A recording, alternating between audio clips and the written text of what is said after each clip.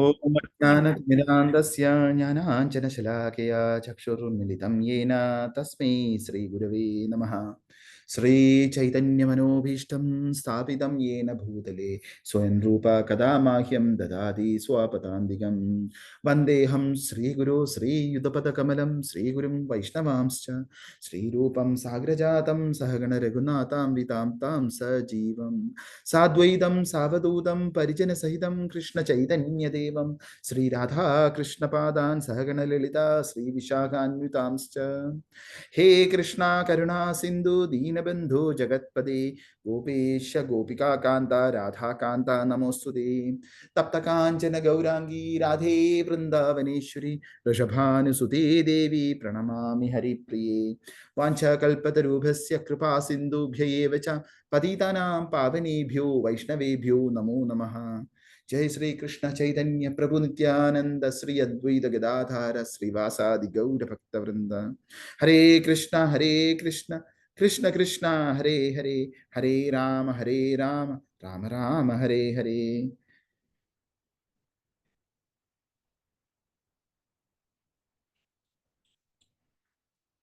ഹരേ കൃഷ്ണ. അപ്പൊ ഇന്ന് നമ്മൾ ഡിസ്കസ് ചെയ്യാൻ പോകുന്ന ടോപ്പിക്ക് സ്പിരിച്വൽ വേൾഡും മെറ്റീരിയൽ വേൾഡും, ആത്മീയ ലോകവും ഭൗതിക ലോകവും. അപ്പൊ ഇതില് ടോപ്പിക്ക് കയറുന്ന മുമ്പേ മാതാജി, എനിക്ക് കുറച്ച് ക്വസ്റ്റ്യൻസ് ക്ലിയർ ചെയ്യാനുണ്ട്, കുറച്ച് ഡൗട്ട്സ്. എങ്ങനെയാണ് എടുക്കേണ്ട പ്രോസസ്സ്, എങ്ങനെ എടുക്കണം എന്നുള്ളത്. ഒന്ന്, ഞാൻ നേരത്തെ നമ്മൾ ഡിസ്കസ് ചെയ്ത പോലെ ഇന്നുകൊണ്ട് തീരുന്ന ടോപ്പിക്കല്ല, ഇതൊരു മൾട്ടി ക്ലാസ് വേണ്ടി വരും. അത്രയ്ക്കുണ്ട്, വാസ്റ്റ് ആയിട്ടുള്ള ഒരു ടോപ്പിക്കാണ്. അപ്പം ആ ലെവലിൽ എത്ര ലെവലിൽ പോകണം എന്നുള്ളതാണ് അറിയേണ്ടത്. ടെക്നിക്കലിൽ പോകണോ, ഡീറ്റെയിൽഡായിട്ട് പോകണോ, അതോ സർഫസ് മാത്രം മതിയോ, എങ്ങനെയാണ് ഓഡിയൻസ് എങ്ങനെയാണ്, അതനുസരിച്ച് പറയാനാണ്. എനിക്ക് ഓഡിയൻസിന്റെ ഒരു ഇത് തരാമോ? എല്ലാവരുടെയും ഒരു അഭിപ്രായമല്ലേ പ്രഭു ചോദിക്കുന്നേ? അഭിപ്രായം. അതായത് ടെക്നിക്കൽ വേണമെങ്കിൽ ടെക്നിക്കലി പോവാം, ഡീപ്പായിട്ട് പോകണമെങ്കിൽ ഡീപ്പായി പോകാം, അല്ലെങ്കിൽ സർഫസിൽ മാത്രം പോയാൽ മതിയെങ്കിൽ നമുക്ക് 2 ക്ലാസ് കൊണ്ട് തീർക്കാവുന്നേ ഉള്ളൂ. അല്ലെങ്കിൽ ഒരു 4-5 ക്ലാസ് പോകാനുള്ള മെറ്റീരിയൽ ഉണ്ട്. എങ്ങനെ വേണം? ഹരേഷ്ണ, ലേറ്റ് ആയാലും ഡീറ്റെയിൽ ആയി പോകുന്നല്ലേ നല്ലത്. ഓക്കെ, ശരി, അങ്ങനെയെങ്കിൽ അങ്ങനെ നമുക്ക് പോവാം. അപ്പൊ ഇന്ന് മിക്കവാറും നമ്മൾ ഒരു ഇൻട്രൊഡക്ഷൻ പോലെ ആയിരിക്കും നടക്കുന്നത്. വേറെ ആർക്കെങ്കിലും എന്തെങ്കിലും എതിരഭിപ്രായം ഉണ്ടെങ്കിൽ പറയുക പ്ലീസ്. ഇപ്പം അതുപോലെ തന്നെ പോയാൽ മതി പ്രഭുജി, ഈ മാതാജി പറഞ്ഞ പോലെ തന്നെ. ഓക്കെ, ഹരേ കൃഷ്ണ. ശരി. എല്ലാവരും, ബാക്കിയുള്ളവര് സമ്മതമാണോ?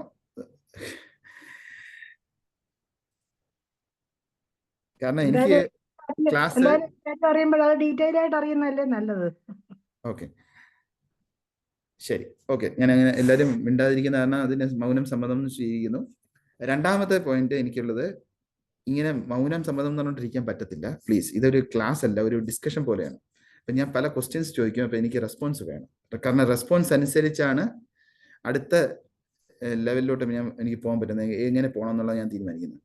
പ്ലീസ് ദയവായിട്ട്, ഇപ്പം 1 മണിക്കൂർ അല്ലെങ്കിൽ 45 minutes to 1 hour ആണ് പറഞ്ഞേക്കുന്നത്, മാതാജി തന്നേക്കുന്ന ടൈം.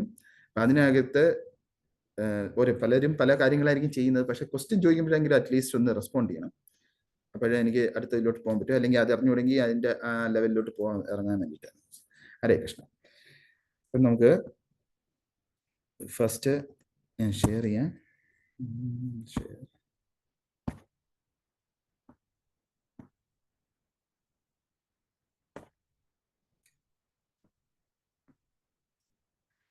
ഫസ്റ്റ് എല്ലാവർക്കും സ്ക്രീൻ കാണാമല്ലോ? ഓക്കെ. ഇപ്പം നമ്മൾ ഇന്ന് തുടങ്ങാൻ പോകുന്ന ടോപ്പിക്ക് എല്ലാവരും ഈ ഫോട്ടോ കണ്ടിട്ടുണ്ടായിരിക്കും എന്ന് വിശ്വസിക്കുന്നു. ഇതാണ് നമ്മുടെ സൃഷ്ടി. അപ്പം ഇതിനെക്കുറിച്ചാണ് ഇന്ന് ഡിസ്കസ് ചെയ്യാൻ പോകുന്നത്. അപ്പം ഇതിലോട്ട് കയറുന്നതിന് മുമ്പേ കുറച്ച് ഇൻട്രൊഡക്ഷണറി ആയിട്ടുള്ള കാര്യങ്ങൾ നമ്മൾ അറിയണം. അതുകൊണ്ട് ഒരു ചെറിയൊരു സ്ലൈഡ് ഷോ പ്രസന്റ് ചെയ്യുന്നുണ്ട്. ഇതിന്റെ സ്ലൈഡ് ഷോ ബേസിക്കലി നിങ്ങൾക്ക് അറിയാവുന്ന പോലെ based on the teachings of his divine grace A C. Bhaktivedanta Swami Srila Prabhupad കി ജയ്. അതും പിന്നെ നമ്മുടെ ഭക്തി സിദ്ധാന്ത സരസ്വതി ഠാക്കൂർ ബ്രഹ്മസംഹിത നമുക്ക് ബ്രഹ്മസമിതിയെക്കുറിച്ച് എല്ലാവർക്കും അറിയാവുന്നതാണ്. ചൈതന്യ മഹാപ്രഭു ഏത് അമ്പലത്തിൽ നിന്നാണ് ബ്രഹ്മസംഹിത കണ്ടുപിടിച്ചത്? തിരുവട്ടാർ തിരുവട്ടാർ ആദികേശവൻ ടെമ്പിൾ. അതിന് ട്രിവാൻഡ്രത്തുള്ള ആൾക്കാർ ഇത് പറഞ്ഞില്ലെങ്കിൽ നാണക്കേടാണ്.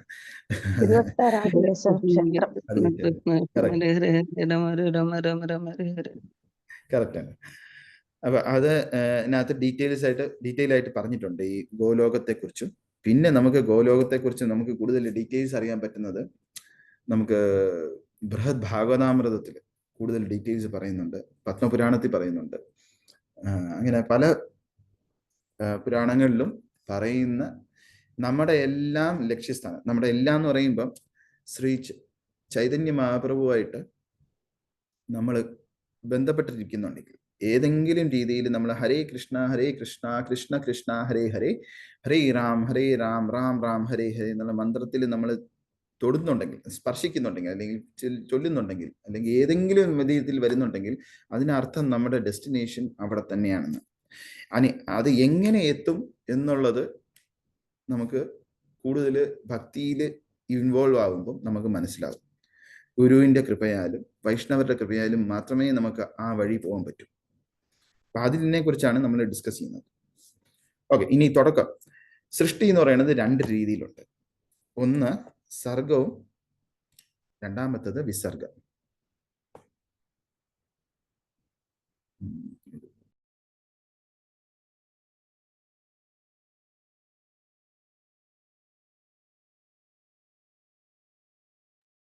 കൃഷ്ണപ്രഭു ശബ്ദമില്ല. ഓക്കെ, ഹരേ കൃഷ്ണ. സോ സർഗവും വിസർഗവും ഭാഗവതം പഠിക്കുന്ന എല്ലാവർക്കും തന്നെ നമുക്കറിയാം സർഗവും വിസർഗവും തമ്മിലുള്ള വ്യത്യാസം. ചുരുക്കത്തിൽ പറഞ്ഞാൽ സർഗം എന്ന് പറഞ്ഞാൽ ഭഗവാൻ സൃഷ്ടിക്കുന്നതിനാണ് സർഗം എന്ന് പറയുന്നത്. വിസർഗം എന്ന് പറഞ്ഞു കഴിഞ്ഞാൽ ബ്രഹ്മാവ് സൃഷ്ടിക്കുന്നതിന്, ബ്രഹ്മാവിന്റെ സൃഷ്ടി തൊട്ട്. അതായത് ഭഗവാൻ കാരണദശായി വിഷ്ണുവായിട്ട് വന്നു, അതിനുശേഷം ഗർഭോദശായി വിഷ്ണുവായിട്ടും, അതിനുശേഷം ബ്രഹ്മാവിനെ സൃഷ്ടിക്കുന്നു. അതുവരെ ടോട്ടൽ എലിമെന്റ്സ് എല്ലാം ക്രിയേറ്റ് ചെയ്ത് അത് കഴിഞ്ഞിട്ട് ബ്രഹ്മാവിനെ സൃഷ്ടിക്കുന്ന വരെയുള്ള സൃഷ്ടിയെ സർഗം എന്ന് പറയുന്നു, പ്രൈമറി ക്രിയേഷൻ. രണ്ടാമത്തെ ക്രിയേഷൻ എന്ന് പറയുന്നത് ബ്രഹ്മാവ് പിന്നെ സൃഷ്ടിക്കാൻ തുടങ്ങുന്നത് 14 ലോകങ്ങളിലെ ബ്ലൂ പ്രിന്റ് കണ്ടിട്ട് അതനുസരിച്ച് സൃഷ്ടിക്കുകയും അതനുസരിച്ച് ജീവികളെ 14 ലോകങ്ങളിൽ സ്ഥാപിക്കുന്നതും അതെല്ലാം ബ്രഹ്മാവിന്റെ അല്ലെങ്കിൽ ഭഗവാന്റെ രണ്ടാമത്തെ ക്രിയേഷൻ അത് ബ്രഹ്മാവാണ് സൃഷ്ടി ചെയ്യുന്നത്. ഓക്കെ, ഇതെല്ലാവർക്കും ക്ലിയർ ആണല്ലോ? സർഗം വിസർഗം.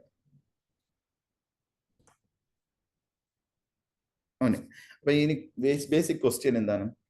എന്തിനാണ് ഈ ഭൗതിക ലോകം സൃഷ്ടിക്കപ്പെടുന്നത്? പലരും ഏത്തിസ്റ്റിക് ആയിട്ടുള്ള ആൾക്കാർ പലരും ചോദിക്കുന്ന ക്വസ്റ്റ്യൻ ആണ്. ഭഗവാന് നിങ്ങൾ പറഞ്ഞുകൊണ്ടിരിക്കുന്ന ഭഗവാൻ എന്നൊരു ശക്തി ഇല്ല. കാരണം ഭഗവാന്റെ ഡെഫിനേഷൻ എന്താണ്? എല്ലാം പെർഫെക്റ്റ് ആയിട്ട് ചെയ്യുന്നയാൾ. പുള്ളിക്കാരന്റെ ക്രിയേഷനും പെർഫെക്റ്റ് ആയിരിക്കണം. പക്ഷെ നമ്മൾ കാണുന്നത് എന്താണ്? നമ്മുടെ ഭൗതിക ലോകത്ത് കാണുന്നത് എല്ലാം ഇംപെർഫെക്റ്റ് ആണ്.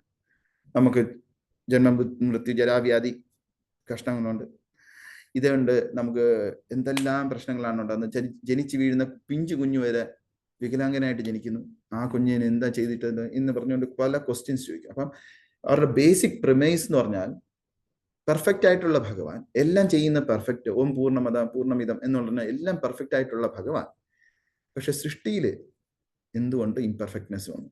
അതായത് സൃഷ്ടിയിൽ ഇംപെർഫെക്റ്റ്നെസ് വന്നതിനർത്ഥം ഭഗവാൻ പെർഫെക്റ്റ് അല്ല, അല്ലെങ്കിൽ ഭഗവാൻ ഇല്ല എന്നുള്ളതാണ്. ഈ പ്രിമൈസിലാണ് നിരീശ്വരവാദികൾ പലരും തർക്കിക്കുന്നതിന്. അപ്പൊ അതിനെ നമ്മൾ ഫസ്റ്റ് മനസ്സിലാക്കണം. എന്തുകൊണ്ട് ഈ ഭൗതിക ലോകം സൃഷ്ടിച്ചു, എന്തുകൊണ്ട് ഈ ഭൗതിക ലോകത്ത് ബുദ്ധിമുട്ടുകൾ വരുന്നു എന്ന് മനസ്സിലാക്കണം. പലർക്കും അറിയാം, കർമ്മം എന്ന് പറയും. അപ്പൊ കർമ്മം എന്ന് പറയുന്നതിന് അതിന്റെ അടിസ്ഥാനം എന്താണെന്നുള്ളതാണ്. ഫസ്റ്റ് സ്പിരിച്വൽ വേൾഡ് എന്ന് പറഞ്ഞു കഴിഞ്ഞാൽ ഭഗവാന്റെ അടുത്ത് ഭഗവാന്റെ അംശങ്ങൾക്ക് ആയിട്ടുള്ള ജീവാത്മാക്കൾക്ക് ഏത് രീതിയിൽ വേണമെങ്കിലും ഇടപഴകാനുള്ള അവസരം കൊടുക്കുകയാണ്. അതിന് ആചാര്യന്മാര് മെയിൻലി നമുക്ക് അറിയാവുന്ന പോലെ തന്നെ 5 രസങ്ങളെ കുറിച്ച് പറയുന്നുണ്ട്. ഹരേ കൃഷ്ണ, ആർക്കെങ്കിലും 5 രസങ്ങളെ ഒന്ന് പറയാൻ പറ്റുമോ? പറയാം പ്രഭു.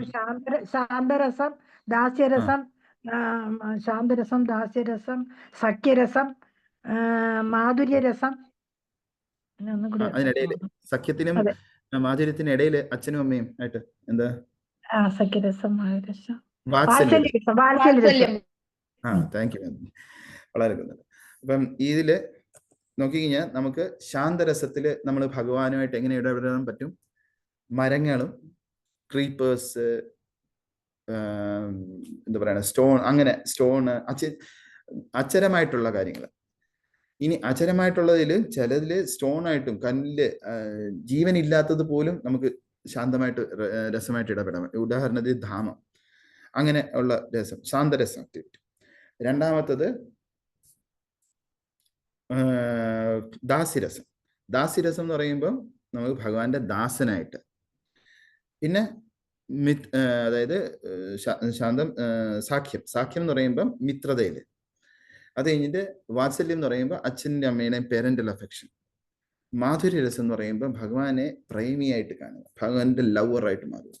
അപ്പൊ ഇങ്ങനെ ഈ 5 രീതിയിലും ഭഗവാനെ നമുക്ക് ആ രസം ആദാൻ പ്രദാനം ചെയ്യാൻ പറ്റും. ഇത് പ്രൈമറി രസങ്ങളാണ്. ഇനി അതിന്റെ സബ് പ്രൈമറി ആയിട്ടുള്ള 5 രസങ്ങളുണ്ട്. ടോട്ടൽ 10 രസങ്ങളാണ് പറഞ്ഞേക്കുന്നത്.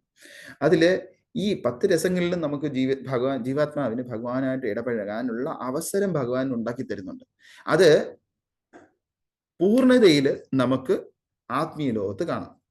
ആത്മീയ ലോകം എന്ന് പറഞ്ഞത് അതിനെ ഒരു സൃഷ്ടി എന്ന് പറയുമ്പോൾ തുടക്കവും അവസാനവും ഉള്ളതുപോലെ ആത്മീയ ലോകത്തിന് നമുക്ക് തുടക്കവും അവസാനവും ഇല്ല എന്ന് തന്നെ പറയാം. അവിടെ ടൈം എന്ന് പറയുന്നത് വേറൊരു രീതിയിലാണ്. ഇവിടെ ഭൗതിക ലോകത്ത് നമുക്കറിയാം, രാവിലെ സൂര്യൻ ഉദിക്കുന്നു, വൈകുന്നേരം സൂര്യൻ അസ്തമിക്കുന്നു, അത് കഴിഞ്ഞിട്ട് അടുത്ത ദിവസം രാവിലെ പിന്നെയും ഉദിക്കും. അപ്പൊ സർക്കുലറാണ് ടൈം. അവിടെ സർക്കുലർ അല്ല, ലീനിയറാണ്. നമുക്കത് ചിന്തിക്കാൻ പറ്റത്തില്ല, അതുകൊണ്ട് തന്നെ അചിന്ത്യമാണ്. അപ്പൊ അങ്ങനെയുള്ള ഭൗതിക ലോകത്ത് നിത്യമായിട്ട് ഭഗവാനുമായിട്ട് എങ്ങനെ ഇടപഴകണോ ജീവാത്മാവിന് മനസ്സിൽ തോന്നുന്നു, അതേപോലെ ഇടപഴകാനും പൂർണ്ണതയിൽ ഇടപഴകാനും പൂർണ്ണമായിട്ട് ഭഗവാനുമായിട്ട് എല്ലാ രസങ്ങളിലും അങ്ങോട്ടും ഇങ്ങോട്ടും ഉള്ള വിനിമയം നടത്താനും പറ്റുന്ന ഒരു സ്ഥലമാണ് ആത്മീയ ലോകം എന്ന് പറയുന്നത്. ഭൗതിക ലോകം എന്ന് പറഞ്ഞു കഴിഞ്ഞാൽ നമുക്ക് എല്ലാം പ്രഭുപാദന്റെ പർപ്പസിൽ നമുക്കറിയാവുന്ന ഒരു സിറ്റിക്ക് ഉണ്ടാവുന്ന ജയിൽ സൃഷ്ടിക്കും. എന്തിനാണ് ജയിൽ സൃഷ്ടിക്കുന്നത്? ഫസ്റ്റ് സിറ്റി പ്ലാനിങ് ചെയ്യുമ്പോൾ തന്നെ ഒരു ജയിലും പ്ലാൻ ചെയ്യും. കാരണം അറിയാം, നമുക്ക് 100 പേരുണ്ടെങ്കിൽ തന്നെ അതിൽ 1% ആൾക്കാരെങ്കിലും ഒരാളെങ്കിലും എന്തെങ്കിലും ക്രിമിനൽ ആക്ടിവിറ്റീസ് ചെയ്യും. ആ ഒരു ടെൻഡൻസി ഉണ്ട്. അതുകൊണ്ട് ഈ ടെൻഡൻസി ഉള്ളത് കൊണ്ട് ഭഗവാന്റെ ഒരു ജയിൽ എന്ന് പറയുന്നത് പോലെ ഒരു സൃഷ്ടിയാണ് ഭൗതിക ലോകം എന്ന് പറയുന്നത്. ഇപ്പൊ ഒരു വ്യക്തി സിറ്റിസൺ പൂർണ്ണ സന്തോഷത്തിൽ ഒരു സിറ്റിയിൽ നിൽക്കുന്നത് സിറ്റിയിൽ ഇരിക്കുമ്പോഴാണ്, ജയിലിൽ ഇരിക്കുമ്പോഴല്ല. ജയിലിലെ കഷ്ടപ്പാടുകളാണ്. അപ്പൊ ആ ജയിലിൽ പോയ ആള് ജയിലിനകത്ത് കയറി കഴിഞ്ഞിട്ട് അയ്യോ ഇത് കംപ്ലീറ്റ് കഷ്ടപ്പാടാണ്, ഭഗവാനെ എന്തിനാണ്, ഭഗവാൻ എന്നൊരു സാധനം ഇല്ല, ഭഗവാൻ ഉണ്ടായിരുന്നെങ്കിൽ എനിക്കിങ്ങനെ കഷ്ടപ്പാട് വരത്തില്ലായിരുന്നു എന്ന് പറഞ്ഞ് ഭഗവാനെ പഠിപ്പിക്കുന്നത് പോലെയാണ് നിരീശ്വരാദികൾ പറയുന്നത്. ഭഗവാൻ ഇല്ല, ഇവിടെ എല്ലാം കഷ്ടപ്പാടാണ്, ഭൗതിക ലോകത്ത് കഷ്ടപ്പാടാണ്, അതുകൊണ്ട് ഭഗവാൻ ഇന്നൊരു സംഭവം ഇല്ല, ഞാൻ നിരീശ്വരവാദിയാണെന്നാണ് നല്ലത് എന്ന് പറയുന്നത്. അപ്പൊ ഈ ഒരു രീതിയിൽ ഉള്ള ജയിലിനകത്ത് പറയുന്നത് ബുദ്ധിപരമായിട്ടുള്ള സംസാരമല്ല. ആ വ്യക്തിക്ക് ബുദ്ധിയുണ്ടെങ്കിൽ മനസ്സിലാക്കേണ്ടത് എന്തിന് ഞാനിവിടെ ജയിലിൽ വന്നു എന്നല്ല, അല്ലെ എങ്ങനെ വന്നു എന്ന് നമ്മൾ ചിന്തിച്ചുകൊണ്ട് നമ്മൾ സമയം കളയാതെ ബുദ്ധി ഉണ്ടെങ്കിൽ നമ്മൾ ചെയ്യേണ്ടത് എന്താണ്? എങ്ങനെ ഇതിൽ നിന്ന് രക്ഷപ്പെടാം, നല്ല നടപ്പിന് നമുക്ക് ശിക്ഷ കുറഞ്ഞു കിട്ടും എന്നൊരു ജയിലിൽ മനസ്സിലാക്കുമ്പോഴും ജയിലിനകത്തുള്ള ആള് മനസ്സിലാക്കുമ്പം പിന്നെ നല്ല നടപ്പിൽ നിന്ന് അത് ജയിലിൽ നിന്ന് രക്ഷപ്പെടാനുള്ള വഴികൾ പുള്ളിക്കാരൻ ചെയ്യും. അതായത് മറ്റുള്ളവർ അടിക്കാൻ വന്നാലും തിരിച്ചടിക്കരുത്, മറ്റുള്ളവരുടെ അടുത്ത് വഴക്കിടാൻ വന്നാലും തിരിച്ചു പോകരുത്, മറ്റുള്ളവരുടെ അടുത്ത് ഈർഷ്യ ചെയ്യരുത്. ഇത് നമ്മുടെ ടേംസിൽ പറയുമ്പം കാമക്രോധ ലോഭ മോഹ മത മാത്സര്യം, ഇത് നമ്മുടെ മനസ്സിൽ നിന്നും പറിച്ചു കളയുക. അങ്ങനെ അതാണ് നമ്മുടെ നല്ല നടപ്പ്, അതാണ് നമ്മൾ എല്ലാവരും ചെയ്യേണ്ടത്. അതിന് നമ്മളെ ഹെൽപ്പ് ചെയ്യാൻ വേണ്ടിയിട്ട് ചൈതന്യ മഹാപ്രഭു വന്നിട്ടുണ്ട്. അതുപോലെ തന്നെ ചൈതന്യ മഹാപ്രഭു തൻ്റെ സേനാപതിയെയും മറ്റുള്ള വൈഷ്ണവരെയും വിട്ടിട്ട് നമ്മളുടെ പ്രഭുപാദരായാലും നമ്മുടെ ഗുരു മഹാരാജായാലും ഇങ്ങനെയുള്ള വൈഷ്ണവരെ നമ്മൾ വിടുന്നുണ്ട്. അവരുടെ കാൽപാദം പിന്തുടർന്ന്, അവരുടെ ഇൻസ്ട്രക്ഷൻസ് വാണി നമ്മൾ പിന്തുടർന്ന് നിത്യം റെഗുലേറ്റഡ് നമ്പർ ഓഫ് റൗണ്ട്സ് ചാൻഡ് ചെയ്യുകയും മിനിമം 16 റൗണ്ട്സും അതേപോലെ തന്നെ 4 റെഗുലേറ്റീവ് പ്രിൻസിപ്പിൾസും ഫോളോ ചെയ്ത് നമ്മൾ ആത്മാർത്ഥമായിട്ട് ചാൻഡ് ചെയ്യുകയാണെങ്കിൽ നമ്മുടെ മനസ്സിലുള്ള ക്രോധം, മോഹം, മതം, മാത്സര്യം ഇങ്ങനെയുള്ള ആ 6 ചീത്ത ഗുണങ്ങളും ഇല്ലാതായി നമ്മുടെ ഹൃദയം നിർമ്മലമാവും. നിർമ്മലമായി കഴിയുമ്പോൾ നമ്മൾക്ക് ആക്ച്വലി ആ ജയിൽ പുള്ളി എങ്ങനെ നല്ല നടപ്പിൽ പോയി രക്ഷപ്പെടുന്നു, അതേപോലെ നമുക്ക് ഈ ഭൗതിക ലോകത്തു നിന്നും തിരിച്ച് ആത്മീയ ലോകത്തോട്ട് പോകാൻ പറ്റും. ഇതാണ് ഇതിന്റെ പ്രിമൈസ്. ഇതാണ്ടാണ് സ്പിരിച്വൽ വേൾഡും മെറ്റീരിയൽ വേൾഡും ഉള്ളത്. ഇവിടെ കാണിക്കുന്ന പോലെ എന്തിനാണ് ഭൗതിക ലോകം എന്ന് ചോദിച്ചു കഴിഞ്ഞാൽ, തെറ്റി ചെയ്ത അല്ലെങ്കിൽ ഈഗോയിസ്റ്റിക് ആയിട്ടുള്ള അല്ലെങ്കിൽ ഭഗവാനുമായിട്ട് അസൂയായിട്ടുള്ള ജീവാത്മാക്കൾക്ക് ഒരു കറക്ഷൻ സെന്ററാണ് ഈ ഭൗതിക ലോകം എന്ന് പറയുന്നത്. ഇനി വേറൊരു ക്വസ്റ്റ്യൻ ഇതിന് റിലേറ്റഡ് ആയിട്ട് വരാവുന്നത്, ഭൗതിക ലോകത്ത് കൃഷ്ണൻ പറഞ്ഞ പോലെ ഭൗതിക ലോകത്ത് പോയി കഴിഞ്ഞാൽ പിന്നെ തിരിച്ചു വരില്ല. എന്നിട്ട് അതേപോലെ തന്നെ നമ്മളെല്ലാം ഭൗതിക ലോകത്തുണ്ടായിരുന്ന ആൾക്കാരാണ്. നമ്മളെല്ലാം ആത്മീയ ലോകത്തുണ്ടായിരുന്ന, നേരത്തെ ഒന്നുകൂടെ പറയാം. ഭഗവാൻ കൃഷ്ണൻ ഭഗവത്ഗീത പറഞ്ഞിട്ടുണ്ട്, ആത്മീയ ലോകത്ത് നമ്മൾ പോയി കഴിഞ്ഞാൽ പിന്നെ തിരിച്ച് ഭൗതിക ലോകത്ത് വരത്തില്ല എന്ന് പറഞ്ഞിട്ടുണ്ട്. അതേപോലെ തന്നെ വേറൊരു പ്രമേസ് ഉള്ളത്, നമ്മളെല്ലാം ആത്മീയ ലോകത്ത് ഇരുന്ന ആൾക്കാരാണ്. നമ്മൾ ഭൗതിക ലോകത്ത് നമ്മൾ ഇതുപോലെ തെറ്റ് ചെയ്യാൻ വേണ്ടിയിട്ട് വന്നതാണ്. അങ്ങനെയാണെങ്കിൽ ആദ്യമേ പറഞ്ഞത് സെന്റൻസ് തെറ്റല്ലേ എന്നുള്ള ഒരു ജനറിക് ക്വസ്റ്റ്യൻസ് എല്ലാവർക്കും വരും. അവിടെയും നമുക്ക് മനസ്സിലാക്കേണ്ട ഒരു കാര്യം, നമ്മുടെ ആചാര്യന്മാർ തന്നെ പറഞ്ഞിട്ടുണ്ട്, ഈ ഭൗതിക ലോകത്ത് വന്ന ആള്, നമുക്ക് ഒരു ജീവാത്മാവ് 3 കാര്യങ്ങൾ കൊണ്ടാണ് വരുന്നത് മെയിൻലി. ഒന്ന്, ഭഗവാന്റെ ഇച്ഛ, അതായത് ഭഗവാൻ സ്വയം വരും, അപ്പം ഭഗവാന്റെ കൂടെ പരഫിനിലി ആയിട്ട് വരും. ഇല്ലെങ്കിൽ ഭഗവാൻ വിടും ജീവാത്മാക്കളെ, മുക്താത്മാക്കളെ, പ്രഭുപാദരെ, മഹാരാജ അങ്ങനെയൊക്കെയുള്ള ആൾക്കാരെ വിടും. എന്തിന്? നമ്മളെ പോലുള്ള നിത്യബദ്ധ ആത്മാക്കളെ തിരിച്ച് തരണം ചെയ്ത് കൊണ്ടുവരാൻ വേണ്ടിയിട്ട്. അത് അവരെല്ലാം തന്നെ ഭഗവാന്റെ വാനരസേനയാണ്. ശ്രീരാമന്റെ സമയത്തുള്ള വാനരസേന പോലുള്ള ആൾക്കാരാണ്. അവര് ഭഗവാന് ചെല്ലാൻ പറ്റാത്ത സ്ഥലത്തും ഹനുമാൻ ഓടിച്ചെന്ന് ചാടി കൃഷ്ണന്റെ രാമന്റെ മെസ്സേജ് സീതയ്ക്ക് എത്തിക്കുന്നത് പോലെ ഉള്ള കാര്യങ്ങൾ ചെയ്യാൻ വേണ്ടിയിട്ട് നിത്യ ആത്മാക്കളെയും മുക്ത ആത്മാക്കളെയും നമ്മളെ പോലുള്ള നിത്യബദ്ധാത്മാക്കളെ രക്ഷിക്കാൻ വേണ്ടിയിട്ട് വരും. അതൊന്നും. രണ്ടാമത്തത് ജിജ്ഞാസ എന്ന് പറയുന്നത്, അത് ജീവാത്മാവിനുള്ള ഒരു ക്വാളിറ്റിയാണ്. ഫ്രീ വില്ല് ജീവാത്മാവിന് കൊടുത്തിട്ടുണ്ട് ഭഗവാൻ. അത് ആത്മീയ ലോകത്തും പൂർണ്ണതയിലുണ്ട്. ഒരു സമയത്തും ജീവാത്മാവിന്റെ ഫ്രീ വില്ലിനെ ഭഗവാൻ ഒരിക്കലും എടുത്തു കളയില്ല. അതുകൊണ്ട് തന്നെ എന്ത് തോറ്റും, അവിടെ നിന്ന് സ്പിരിച്വൽ വേൾഡിൽ നിന്ന് നിൽക്കുമ്പം ഇനി ഭൗതിക ലോകത്ത് എങ്ങനെ ഇരിക്കും, ഭൗതിക ലോകം എങ്ങനെ ഇരിക്കും, ഒരു ജിജ്ഞാസ. ഒരു പറയുന്നത് സൃഷ്ടി എന്ന് പറയുന്നത് പൂർണ്ണതയിൽ നിൽക്കുമ്പോൾ 100% ഉണ്ടെങ്കിൽ അതിൻ്റെ 25% ഒരു കോർണറിൽ ഒരു കറുത്ത മേഘം പോലെയാണ് ഈ ഭൗതിക ലോകം വരുന്നതെന്നാണ്. കാരണം സൃഷ്ടിയിലെ സ്പിരിച്വൽ വേൾഡിൽ ആത്മീയ ലോകത്ത് കംപ്ലീറ്റ് വെട്ടമാണ്. ഇരുട്ടെന്ന് അന്ധകാരം എന്നൊരു സംഭവമില്ല. ഭഗവാന്റെ ദേഹത്തിൽ നിന്നും വരുന്ന തേജസ് ആണെങ്കിലും അതേപോലെ തന്നെ അവിടെയുള്ള ഭക്തരുടെ തേജസ് ആയാലും ഇതെല്ലാം ഇരുട്ടുന്നൊരു സംഭവമില്ല അവിടെ.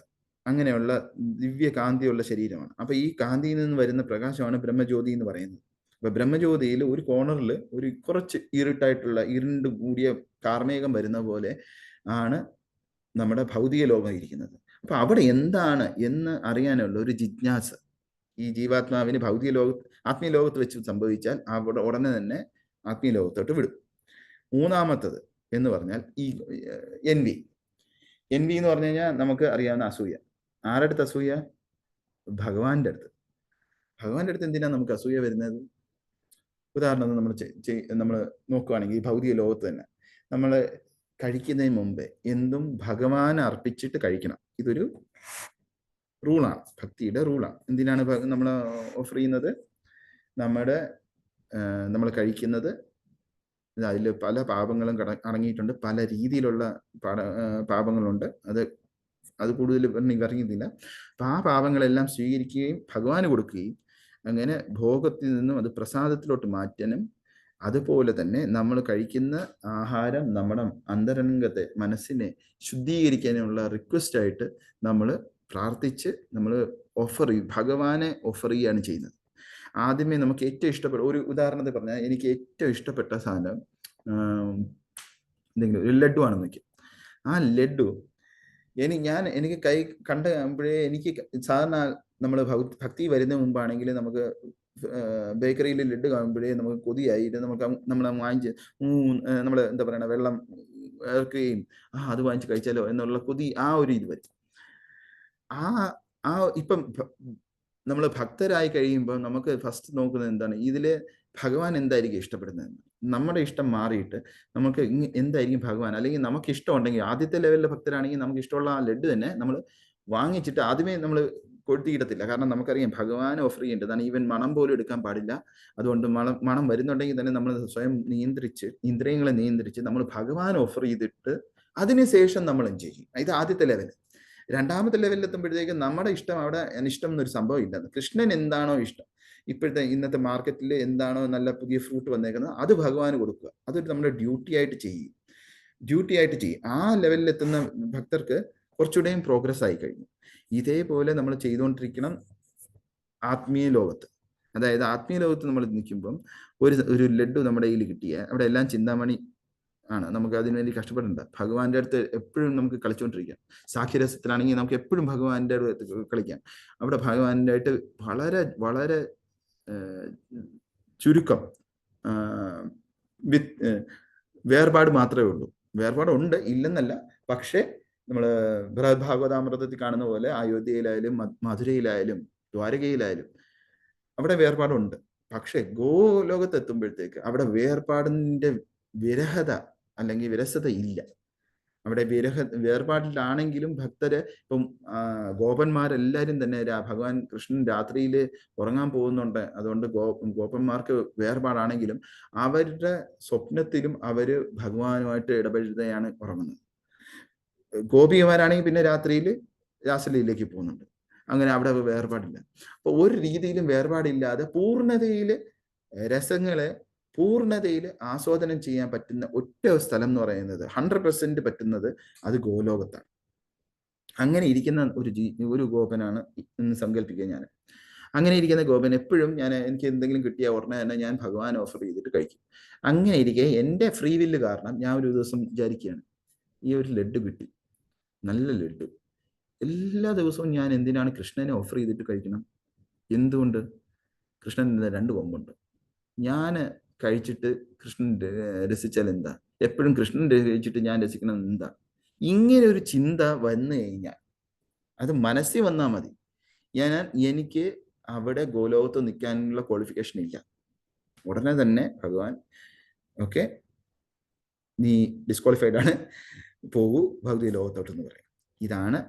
എന്നിട്ട് പിന്നെ ഭൗതിക ലോകത്ത് നിന്ന് പോകുന്ന സമയത്ത് ഭഗവാൻ പറയുന്നത്, നീ ഒന്ന് പെട്ടെന്ന് പോയിട്ട് വരണം എന്നുള്ളത്. പെട്ടെന്ന് പോയിട്ട് വാ, നീ കഴിച്ചിട്ട് നിനക്ക് ലഡ്ഡു കഴിക്കാനാണ്. എൻ്റെ അടുത്ത് നിന്ന് എന്നെ ഓഫർ ചെയ്യാതെ നിനക്ക് തന്നെത്താനെ ലഡ്ഡു കഴിക്കണം എന്നാണ് ആഗ്രഹം. ആ ആഗ്രഹം നിനക്ക് ഇവിടെ സാധിക്കാൻ പറ്റത്തില്ല. നീ ഭൗതിക ലോകത്ത് സാധിച്ചിട്ട് വാ. ഭൗതിക ലോകത്ത് പോകുന്നു. നമ്മൾ കയറി ഈ ഫോട്ടോയിൽ കാണുന്ന പോലെ ജീവനെ ഭഗവാനിൽ നിന്നും തിരസ്കൃതനായിട്ട് ഭൗതിക ലോകത്തോട്ട് കയറുന്നു. ഭൗതിക ലോകത്ത് കാരണദശായി വിഷ്ണു, ഗർഭോദശായി വിഷ്ണു, അത് ആ വഴി റൂട്ടിൽ നമ്മൾ ഒരു ഭൂമിയിൽ സൃഷ്ടിക്കുന്ന, അല്ലെങ്കിൽ ബ്രഹ്മാവായിട്ട് ജനിക്കുന്നു. ബ്രഹ്മാവായിട്ട് ജനിച്ചു കഴിയുമ്പോൾ പിന്നെ നമ്മൾ ഓരോ കാര്യങ്ങൾ ചെയ്യും. അപ്പൊ ഈ ഭൗതിക ലോകത്ത് വന്നു കഴിയുമ്പോൾ അവിടെ വരുന്നത് ദുർഗാദേവിയാണ്. ദുർഗാദേവിയാണ് ജയിലറായിട്ട് വരുന്നത്. ജയിലറായിട്ട് വെച്ചേക്കുന്ന നിയമങ്ങൾ എന്ന് പറഞ്ഞാൽ ലോ ഓഫ് കർമ്മ. ആ കർമ്മ അനുസരിച്ച് നമ്മൾ ചെയ്യുന്ന ഓരോന്നിനും, ഓരോ ചെറിയ ചിന്തയ്ക്കായാലും, കലിയുഗത്തിൽ ചിന്തകൾക്കില്ല, ശരിയാണ്. പക്ഷെ അല്ലെങ്കിൽ ഓരോ ചിന്തയ്ക്കായാലും ആഗ്രഹത്തിനായാലും നമ്മുടെ കർമ്മത്തിനായാലും വാക്കുകൊണ്ടും വപുകൊണ്ടും നമ്മൾ മനസ്സുകൊണ്ടും ചെയ്യുന്ന കർമ്മങ്ങൾക്കെല്ലാം റിയാക്ഷൻ ഉണ്ട്. അതാണ് ലോ ഓഫ് കർമ്മ എന്ന് പറയുന്നത്. ആ ലോ ഓഫ് കർമ്മയിൽ നമ്മൾ ബദ്ധരസ്ഥനാവുന്നു. ഒരു സ്പൈഡറിന്റെ വെബ് പോലെ, സ്പൈഡറിന്റെ വെബിൽ പെട്ടേക്കുന്ന ഒരു കൃമിക്ക് ഒരു രക്ഷയുമില്ല, അതിൽ നിന്ന് രക്ഷപ്പെടാൻ പറ്റത്തില്ല.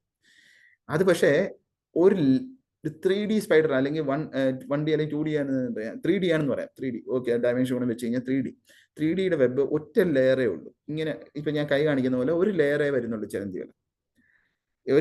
ഒരു ലെയർ ഉള്ളതിൽ അതിൽ മൾട്ടിപ്പിൾ ലെയേഴ്സ് ഉണ്ട് ചിലന്തിയുടെ വല. അതിനകത്ത് എവിടെ വേണമെങ്കിലും പെടാം. പിന്നെ നമ്മളൊന്ന് ഇമാജിൻ ചെയ്യുക, ഈ 365 ലെയേഴ്സ്, അത് ഒരു സർക്കിൾ പോലെ ഇങ്ങനെ ഒരു ലെയർ, ഇങ്ങനെ ഒരു ലെയർ, ഇങ്ങനെ ഒരു ലെയർ, ഇങ്ങനെ എല്ലായിടത്തും ലെയർ വെച്ച് കഴിഞ്ഞാൽ ഒരു 365 പന്ത് പോലെ ഇരിക്കാന്ന് വയ്ക്കും. മൾട്ടി ഡയമെൻഷൻ, മൾട്ടി ഫാസറ്റഡ് ആയിട്ട് ഒരു ചിലന്തി വല, ഒരു പന്ത് പോലെ ഇരിക്കുന്ന ചിലന്തി വല, അതിനകത്ത് പെട്ട് കഴിഞ്ഞാൽ ഒരു ഒരു പ്രാണി പെട്ട് കഴിഞ്ഞാൽ ഒരു രക്ഷയില്ല അതിനെ രക്ഷപ്പെടാൻ. അതേ കാരണം ഒന്ന് കട്ട് ചെയ്യുമ്പോൾ വേറൊരു ഡയമെൻഷനിൽ നിന്ന് കർമ്മം വരുന്നു, അത് കട്ട് ചെയ്യുമ്പോൾ വേറൊരു ഡയമെൻഷനിൽ നിന്ന് കർമ്മം വരുന്നു. ഇങ്ങനെ നമ്മളെ ബദ്ധാത്മാക്കളെ ഈ ഭൗതിക ലോകത്ത് അനന്തകോടി കാലത്തോളം, കൽപ്പാന്ത കാലത്ത് പല പല കൽപ്പങ്ങൾ കഴിഞ്ഞ്, പല പല ബ്രഹ്മാവ് കഴിഞ്ഞാലും, പല പല യുഗങ്ങൾ, എന്താ പറയുക, അബ്ദങ്ങൾ കഴിഞ്ഞാലും പിന്നെയും പിന്നെയും നമ്മളെ ബന്ധപ്പെട്ട് കിടക്കുകയാണ് ഈ ഭൗതിക ലോകത്ത്. ഈ ഭൗതിക ലോകത്ത് അതുകൊണ്ടാണ് നമ്മളെ നിത്യബദ്ധാത്മാവ് എന്ന് പറയുന്നത്. ഈ നിത്യബദ്ധാത്മാവ് എന്ന് പറയുന്നതിന് അർത്ഥം നിത്യമായിട്ട് ഈ ഭൗതിക ലോകത്ത് തന്നെ ഡൂംഡാണെന്നല്ല, അല്ലെങ്കിൽ അവിടെ തന്നെ ഇരുന്ന് കൃഷ്ണൻ രാഗി വിട്ടേക്കാണ്, ഇനി ഒരിക്കലും ഭൗതിക ലോകത്തോട്ട് ആത്മീയ ലോകത്തോട്ട് തിരിച്ചു വരാൻ പറ്റില്ല എന്നല്ല അതിനർത്ഥം. അതിനർത്ഥം എന്ന് ഈ ജീവാത്മാവ് ഭൗതിക ലോകത്ത് വീണു എന്നുള്ളത് ട്രാക്ക് ചെയ്യാൻ പറ്റില്ല. നമ്മുടെ ഓർമ്മകൾക്കും അതീതമായിട്ടുള്ള ഒരു കാര്യമാണ്. എന്നാൽ കൃഷ്ണൻ അത് തീർച്ചയായിട്ടും അറിയാം. കൃഷ്ണനെ അത് മറന്നു പോയിട്ടില്ല. കൃഷ്ണൻ ഓരോ ജീവാത്മാവിൻ്റെയും യാത്ര കൃഷ്ണൻ അറിയാം, സർവജ്ഞാനിയാണ്. അതിന് നമുക്ക് അതെങ്ങനെ അറിയാൻ പറ്റും എന്നുള്ളതും നമുക്ക് അചിന്ത്യമാണ്. അപ്പൊ അതിനെക്കുറിച്ച് നമ്മൾ ചിന്തിക്കേണ്ട ആവശ്യമില്ല. നമ്മൾ ചിന്തിക്കേണ്ടത് എന്താണ്? ജയിലർ നേരത്തെ പറഞ്ഞ പോലെ, ഒരു ജയിലിൽ കിടക്കുന്നയാള്, ജയിലിൽ വാസി ജയിലിൽ വീണ് കഴിഞ്ഞാൽ എന്തിന് വന്നു, എങ്ങനെ വന്നു, എപ്പോഴും വന്നു എന്നല്ല നമ്മൾ ചിന്തിക്കേണ്ടത്. അവിടെ നിന്ന് എങ്ങനെ രക്ഷപ്പെടാം എന്നാണ് ചിന്തിക്കേണ്ടത്. കാരണം ഇൻ കേസ് നമ്മൾ അറിഞ്ഞാൽ തന്നെയും, ഓക്കെ, നമ്മൾ ജിജ്ഞാസുവായിട്ടാണ് വന്നത്, അല്ലെങ്കിൽ നമ്മൾ ഭഗവാനിൽ നിന്ന് വിമുഖനായിട്ട് വന്നതാണ്, അല്ലെങ്കിൽ ഭഗവാന്റെ ലീലയ്ക്ക് വന്നതാണ്, ഈ മൂന്ന് അറിഞ്ഞാൽ തന്നെയും ജീവാത്മാവിന് പ്രത്യേകതയൊന്നുമില്ല. ജീവാത്മാവിന് ഭൗതിക ലോകത്ത് നിന്ന് രക്ഷപ്പെട്ടു പോകണമെങ്കിൽ അതിന് വേണ്ടത് രണ്ട് കാര്യങ്ങളാണ്. ഇപ്പൊ ഒരു കൺട്രിയിൽ നിന്ന് വേറൊരു കൺട്രിയിലോട്ട് പോകണമെങ്കിൽ എല്ലാവർക്കും വേണ്ടത് വിസയും പാസ്പോർട്ടുമാണ്. ഇപ്പൊ വിസയും പാസ്പോർട്ടും എന്ന് പറഞ്ഞാൽ, പാസ്പോർട്ട് എന്ന് പറയുന്നതാണ് ഭക്തി. ഭക്തി എന്ന് പറഞ്ഞാൽ ഭഗവാന്റെ വൈഷ്ണവരുമായിട്ട് ഇടപെടലെങ്കിൽ ഭക്തി തുടങ്ങുക എന്നുള്ളത്. വിസ എന്ന് പറയുന്നത് നമ്മുടെ അന്ധകരണങ്ങളെല്ലാം പ്യൂരിഫൈ ആയി ശുദ്ധ ഭക്തനായിട്ട് മാറുക എന്നുള്ളതാണ്. ആ വിസയും പാസ്പോർട്ടും ഇല്ലാതെ ഒരിക്കലും നമുക്ക് ഈ ഭൗതിക ലോകത്ത് നിന്ന് രക്ഷപ്പെടാൻ പോകാൻ പറ്റില്ല. അതിന് ഉള്ള പ്രതിവിധിയാണ് നമുക്ക് ഈ ഫോട്ടോയിൽ കാണുന്ന പോലെ തന്നെ ഇവിടെ നമുക്ക് എല്ലാവർക്കും അറിയാവുന്നതാണ്. ഇവിടെ ഭൂലോകം എന്ന് പറയുന്നത് ഇവിടെയാണ്. ഭൂലോകത്ത് നിന്ന് ഈ ഹരേ കൃഷ്ണ മഹാമന്ത്രം ചൈതന്യ മഹാപ്രഭു തന്നേക്കുന്നത്. ഹരേ കൃഷ്ണ മഹാമന്ത്രം നോക്കിക്കഴിഞ്ഞാൽ, ഈ ഫോട്ടോയിൽ കാണിക്കുന്ന പോലെ നോക്കിക്കഴിഞ്ഞാൽ, ട്രേസ് ചെയ്ത് കഴിഞ്ഞാൽ നേരെ പോയി ഗോലോകത്ത് ഭഗവാന്റെ പാതാരവിന്ദത്തിലാണ് വന്ന് സർവ്വമിരിക്കുന്നത്.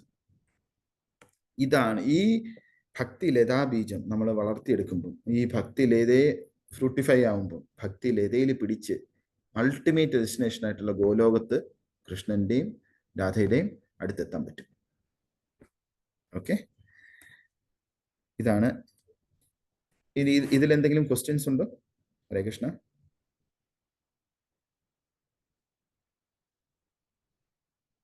ഇല്ല. ഓക്കെ, അടുത്തത്.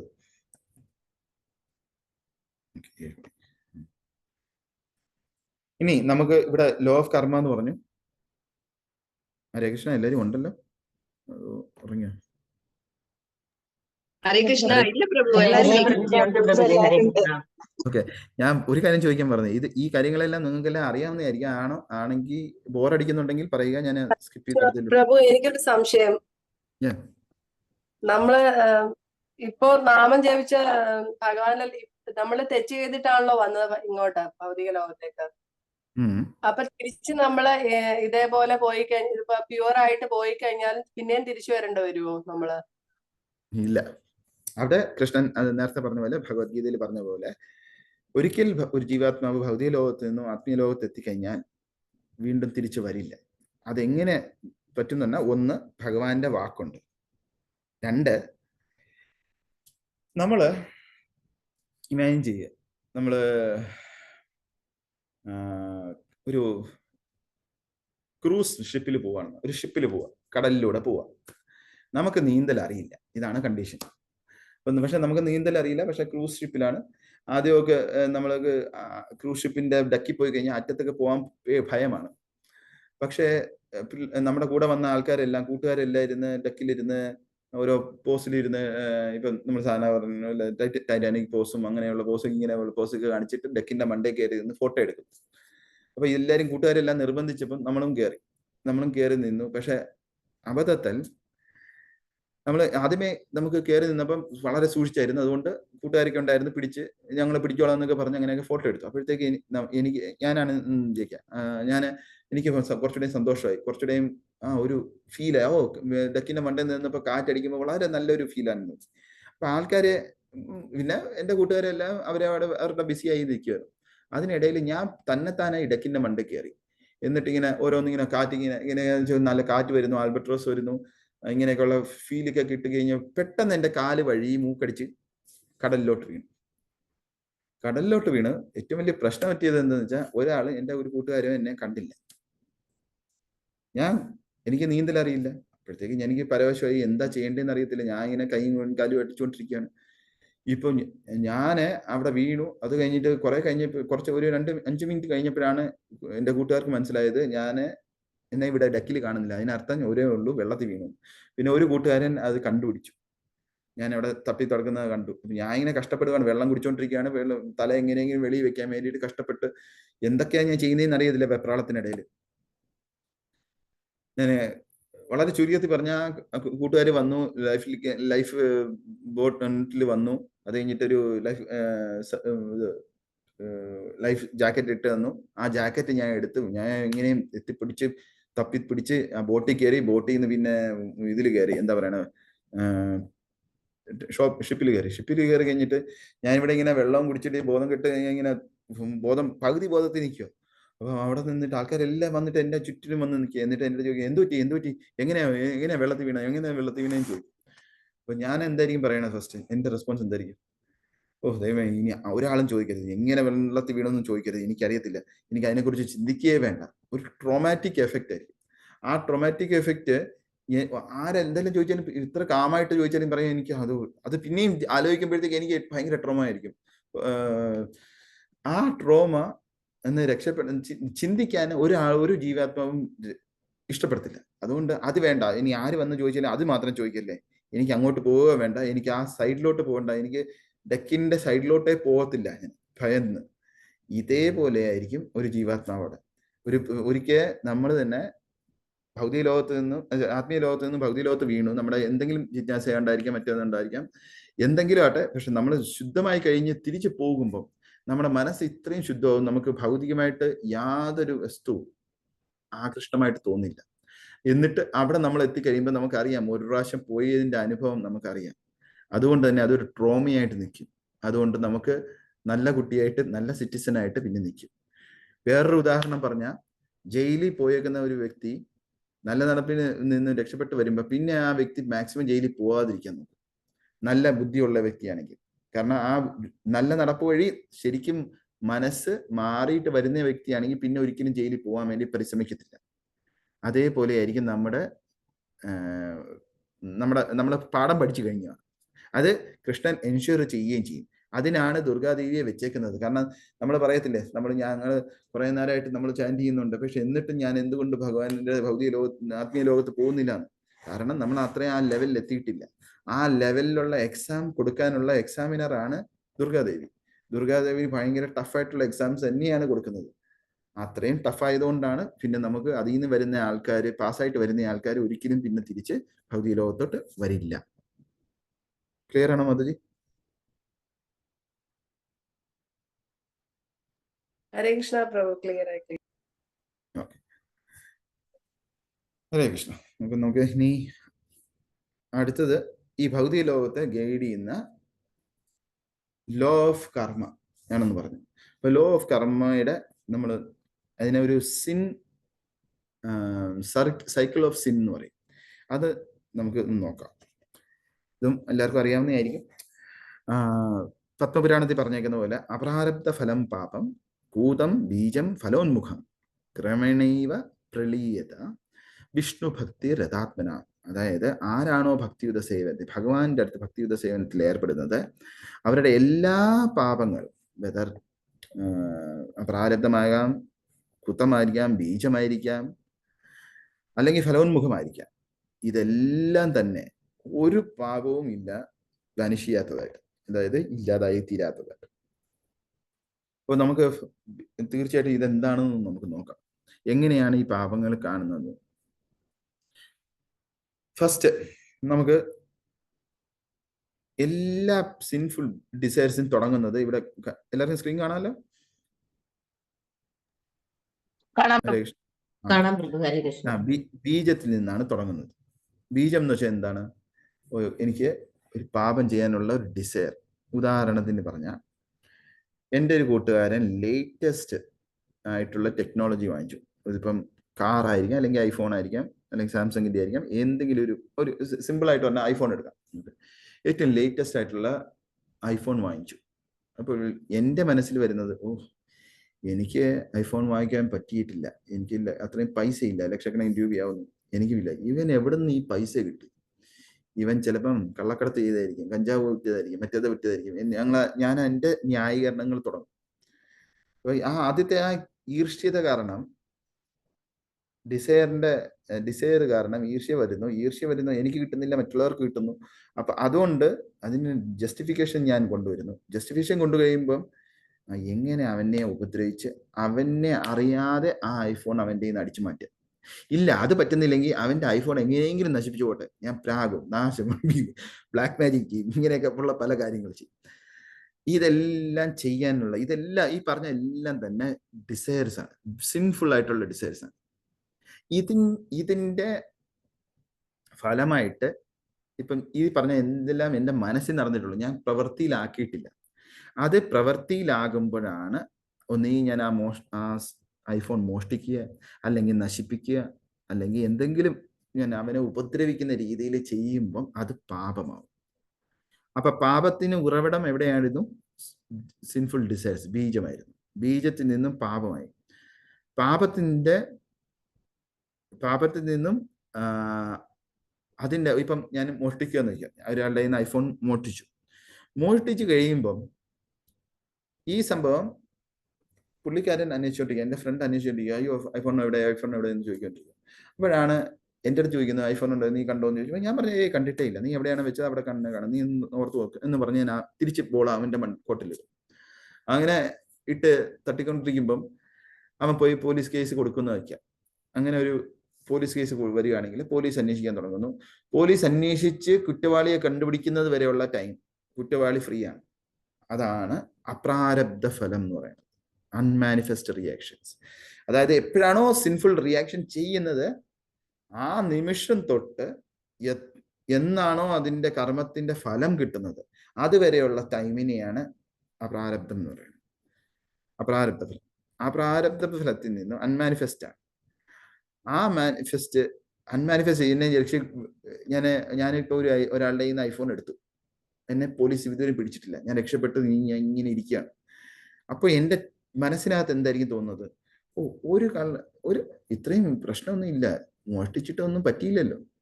അപ്പം ഇനി വേറൊരു കൂട്ടുകാരൻ ഇപ്പൊ ടെസ്ല കാർ കൊണ്ടുവന്നാൽ ഞാൻ എന്തായാലും ചെയ്യുന്നത്, ആ ടെസ്ല കാർ എങ്ങനെ മോഷ്ടിക്കാമെന്നല്ല ഈ ചിന്ത വരുന്നത്. അപ്പൊ ഞാൻ ഒരു പാപം ചെയ്തപ്പം അതിന്റെ ഫലം എനിക്ക് അപ്രാരബ്ധ ഫലമായിട്ട് നിൽക്കുമ്പോൾ ഞാൻ അടുത്ത പാപമാണ് ചെയ്യും. അതാണ് കുതം എന്ന് പറഞ്ഞ് പറയുന്ന സിറ്റുവേഷൻ. അതായത് സിൻഫുൾ ഡിസ്പൊസിഷൻ. അതായത് ഒരു പാപം ചെയ്തു, 2 പാപം ചെയ്തു, 3 പാപം ചെയ്തു, പിന്നെ അങ്ങനെ ചെയ്തു കഴിയുമ്പം അടുത്തതും പാപം ചെയ്യാനുള്ള ഒരു ടെൻഡൻസി ആയിട്ട് മാറുന്നു. ഇതിനെയാണ് കുതം അല്ലെങ്കിൽ സിൻഫുൾ. മനസ്സിന്റെ ലെവൽ എങ്ങനെയാണ്? പല പ്രാവശ്യം നമ്മൾ ഒരു കാര്യം റിപ്പീറ്റഡ് ആയിട്ട് ചെയ്യുമ്പോൾ അത് ഹാബിറ്റായി മാറുന്നു. ഹാബിറ്റ് പിന്നെ നമ്മളെ ഗൈഡ് ചെയ്യാൻ തുടങ്ങും. നമ്മളാണ് ഹാബിറ്റ് ഉണ്ടാക്കുന്നത്. അത് നമ്മുടെ മനസ്സിനെ ഗൈഡ് ചെയ്ത് ഇപ്പൊ രാവിലെ എഴുന്നേക്കണം എന്നുള്ളത് ആദ്യത്തെ ദിവസം എഴുന്നേക്കാൻ പ്രയാസമാണ്, 2ാമത്തെ ദിവസം പ്രയാസം, 3ാമത്തെ ദിവസം പ്രയാസമായി, 5-6 ദിവസം ഇങ്ങനെ ഓട്ടോമാറ്റിക്കലി നമ്മൾ നിർബന്ധിച്ച് ചെയ്ത് കഴിയുമ്പം മനസ്സ് ആ ലെവല് സെറ്റപ്പ് ആവും. 3 മണി 4 മണി ആകുമ്പോഴത്തേക്ക് എഴുന്നേക്കുക എന്നുള്ള സെറ്റപ്പ് ആവും. അത് കഴിഞ്ഞാൽ പിന്നെ ഓട്ടോമാറ്റിക്കലി നമ്മൾ എഴുന്നേക്കും. അത് ഹാബിറ്റ് പിന്നെ നമ്മളെ ഗൈഡ് ചെയ്യാൻ തുടങ്ങും. ഇതേപോലെ സിൻഫുൾ പ്രൊപ്പൻസിറ്റി നമ്മൾ വളർത്തി വരുമ്പം പിന്നെ ആ സിൻഫുൾ പ്രൊപ്പൻസിറ്റി ആയിരിക്കും നമ്മളെ ഗൈഡ് ചെയ്യുന്നത്. ഇത് നമുക്ക് പല സമയത്തും നമുക്ക് കാണാം. റൗഡികളുടെ അടുത്തായാലും, ഗുണ്ടാ നേതാക്കന്മാരുടെ അടുത്തായാലും, അല്ലെങ്കിൽ സിനിമയിൽ നമ്മൾ കാണുന്ന പോലെ വില്ലൻസ് ആയാലും, അവർക്കൊക്കെ ഇവിടെ കാണിക്കുന്ന പോലെ ഒരു കൊല ചെയ്യാനോ ഒരാളെ അടിച്ച് ഇടാനോ അവർക്ക് യാതൊരു വിഷമതവും ഇല്ല, അവർക്കൊരു മാനസികമായിട്ടുള്ള ഒരു ബുദ്ധിമുട്ടും ഇല്ല. കാരണം അവർക്ക് നോക്കുമ്പോൾ അവർ ചെയ്യുന്ന കാര്യം അവർ ചെയ്യുന്നു നാച്ചുറലായിട്ട്. അവർക്ക് ആ ചെയ്യുന്നതിൽ നിന്നും ഭിന്നമായിട്ട് നിൽക്കുന്നതാണ് അയ്യോ ഇവൻ എന്താ ബോധമില്ലേ എന്ന് ചോദിക്കും. ഒരാൾ കൊല ചെയ്യുന്നില്ലെങ്കിലായിരിക്കും പ്രശ്നം കൊല ചെയ്യുന്നത്. നമുക്കറിയാം പല മതങ്ങളിലും, പ്രത്യേകിച്ചും നമ്മുടെ മിഡിൽ ഈസ്റ്റിലുള്ള കൺട്രീസിലുള്ള മതങ്ങളിൽ കൊലയുണ്ട്, നടക്കുന്നുണ്ട്. അപ്പോൾ ആ സമയത്ത് ആ മൃഗങ്ങളെ കൊല്ലണം. അതിനുള്ള അറപ്പ് തീർക്കാൻ വേണ്ടിയിട്ട് ചെറുപ്പത്തിൽ തന്നെ പല അവരുടെ മതപഠന കേന്ദ്രങ്ങളിലും കുട്ടികൾക്ക് ഒരു കളിപ്പാട്ടമായിട്ട് ആടിനെ കൊടുക്കുകയും കത്തി കൊടുക്കുകയും ചെയ്യുന്നുണ്ട്. എന്നിട്ട് അവരുടെ കഴുത്തിൽ എങ്ങനെയാണ് അവരുടെ മതമനുസരിച്ച് കൊല്ലേണ്ടത് അത് പഠിപ്പിക്കാൻ വേണ്ടിയിട്ട് അത് പ്രാക്ടീസ് ചെയ്ത് കൊടുക്കുന്നു. അതിനെ ചോരയിൽ നിന്നുള്ള എന്താ പറയണ അതിന്റെ വിരക്തി മാറ്റാൻ വേണ്ടിയിട്ട് ആ ചോരയുടെ റെഡ് കളറ് അതിനകത്ത് മുഖത്തും ദേഹത്തും അവരുടെ കൊച്ചുങ്ങൾക്ക് തന്നെ കൊടുക്കുന്നു. അപ്പൊ അതോടുകൂടി ആ അറപ്പ് മാറുകയും കൊല്ലാനുള്ള അറപ്പ് മാറുന്നു. ഇതിങ്ങനെ ചെയ്ത് വലുതായി കഴിയുമ്പോൾ പിന്നെ അവർക്ക് എളുപ്പമായിട്ട് കൊല്ലാൻ പറ്റും. ഇതിനെയാണ് കുതം എന്ന് പറയുന്നത്. ഈ കുതം കാരണം വീണ്ടും സിൻഫുൾ ഡിസൈർസ് വരുന്നു, അതിനെ ബീജത്തിലോട്ട് കൊണ്ടുവരുന്നു. അപ്പൊ ഇതാണ് cycle of appearance of desire and its reaction എന്ന് പറയുന്നത്. അപ്പൊ എന്താണ് ഞാൻ പറഞ്ഞത്? ആദ്യമേ ബീജം, സിൻഫുൾ ഡിസയർ, അതിൽ നിന്ന് സിൻഫുൾ ആക്ഷൻസ് വരുന്നു, പാപം.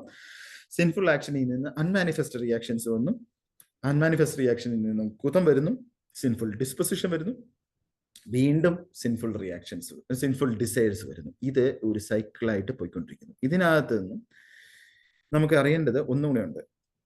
രണ്ട് കാര്യങ്ങൾ അറിയണം. ഒന്നെന്ന് പറഞ്ഞാൽ അപ്രാരബ്ധ ഫലം എപ്പോഴാണോ പ്രാരബ്ധമായിട്ട് മാറുന്നത്, അതായത് എപ്പോഴാണോ പോലീസ് എന്നെ വന്ന് പിടിച്ച് എനിക്ക് ജയിൽ ശിക്ഷ അല്ലെങ്കിൽ എനിക്ക് അടി കിട്ടുന്നത്, അത് എൻ്റെ പ്രാരബ്ധ ഫലമായിട്ട് മാറുന്നു.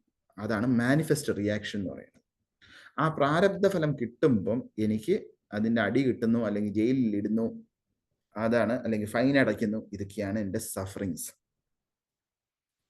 നമ്മുടെ പ്രശ്നം എന്താന്ന് വെച്ചാൽ, നമ്മുടെ ജീവിതത്തിലെ ഭൗതികമായിട്ട് വരുമ്പോൾ പ്രശ്നം എന്താന്ന് വെച്ചാൽ, ഈ പാപം കുതം, ഈ സൈക്കിള്, പാപം ബീജം, പാപം, പ്രാരബ്ധം, കുതം, ഈ സൈക്കിളിൽ നമ്മൾ മൾട്ടിപ്പിൾ സിൻഫുൾ റിയാക്ഷൻസ് ആണ് നമ്മൾ ചെയ്യുന്നത്. അതുകൊണ്ട് ഇടയ്ക്കിടയ്ക്ക് നമുക്ക് കിട്ടുന്ന പ്രാരബ്ധ ഫലം നമ്മളെ മനസ്സിനെ അഫക്റ്റ് ചെയ്യുന്നില്ല. 10 പ്രാവശ്യം മോഷ്ടിച്ചു, അതിനകത്ത് 2 എനിക്ക് ശിക്ഷ കിട്ടി, അത്രയല്ലേ ഉള്ളൂ, ബാക്കി എനിക്ക് കിട്ടിയിട്ടില്ലല്ലോ, 8 എണ്ണം കിട്ടിയിട്ടില്ലല്ലോ. പക്ഷെ നമ്മൾ അറിയുന്നില്ല ഈ 8 എണ്ണവും വരുന്നുണ്ട്, ഈ 8 എണ്ണവും ഈ 2 എണ്ണത്തിനെക്കാട്ടിലും പോലെ തന്നെ അല്ലെങ്കിൽ അതിനെക്കാട്ടും ഭീകരമായിരിക്കും എന്നുള്ള അറിവ് അല്ലെങ്കിൽ ജ്ഞാനമില്ല. അതുകൊണ്ടാണ് ഈ അവിദ്യയാണ് ബീജത്തിന് കാരണഭൂതനായിട്ടിരിക്കുന്നത്. പക്ഷെ എപ്പോഴാണോ നമുക്ക് പൂർണ്ണമായിട്ട് അറിവ് വരുന്നത്, ഓക്കെ ഞാൻ ഇത് ചെയ്താൽ, ഞാനിപ്പം ആ തുടക്കത്തിൽ തന്നെ ഞാൻ ഐഫോൺ ഒരാളുടെ മോഷ്ടിക്കുക, അല്ലെങ്കിൽ അയാളെ ഉപദ്രവിച്ച് സന്തോഷം കിട്ടാൻ നോക്കുക, ഇങ്ങനെയുള്ള പ്രവൃത്തിയിൽ ഞാൻ തന്നെ കഷ്ടപ്പെടും എന്നുള്ള അറിവുണ്ടെങ്കിൽ തീർച്ചയായിട്ടും ഞാൻ ഈ ബീജത്തെ ഞാൻ വളർത്തില്ല. അതാണ് ഈ അവിദ്യയാണ് ഇതിനെല്ലാം കാരണമായിട്ട് വരുന്നത്. അപ്പൊ നമുക്ക് ഇതിൽ നിന്ന് രക്ഷപ്പെടണമെങ്കിൽ എന്താ ചെയ്യേണ്ടത്? ആർക്കെങ്കിലും ഒരു സജഷൻ പറയാം?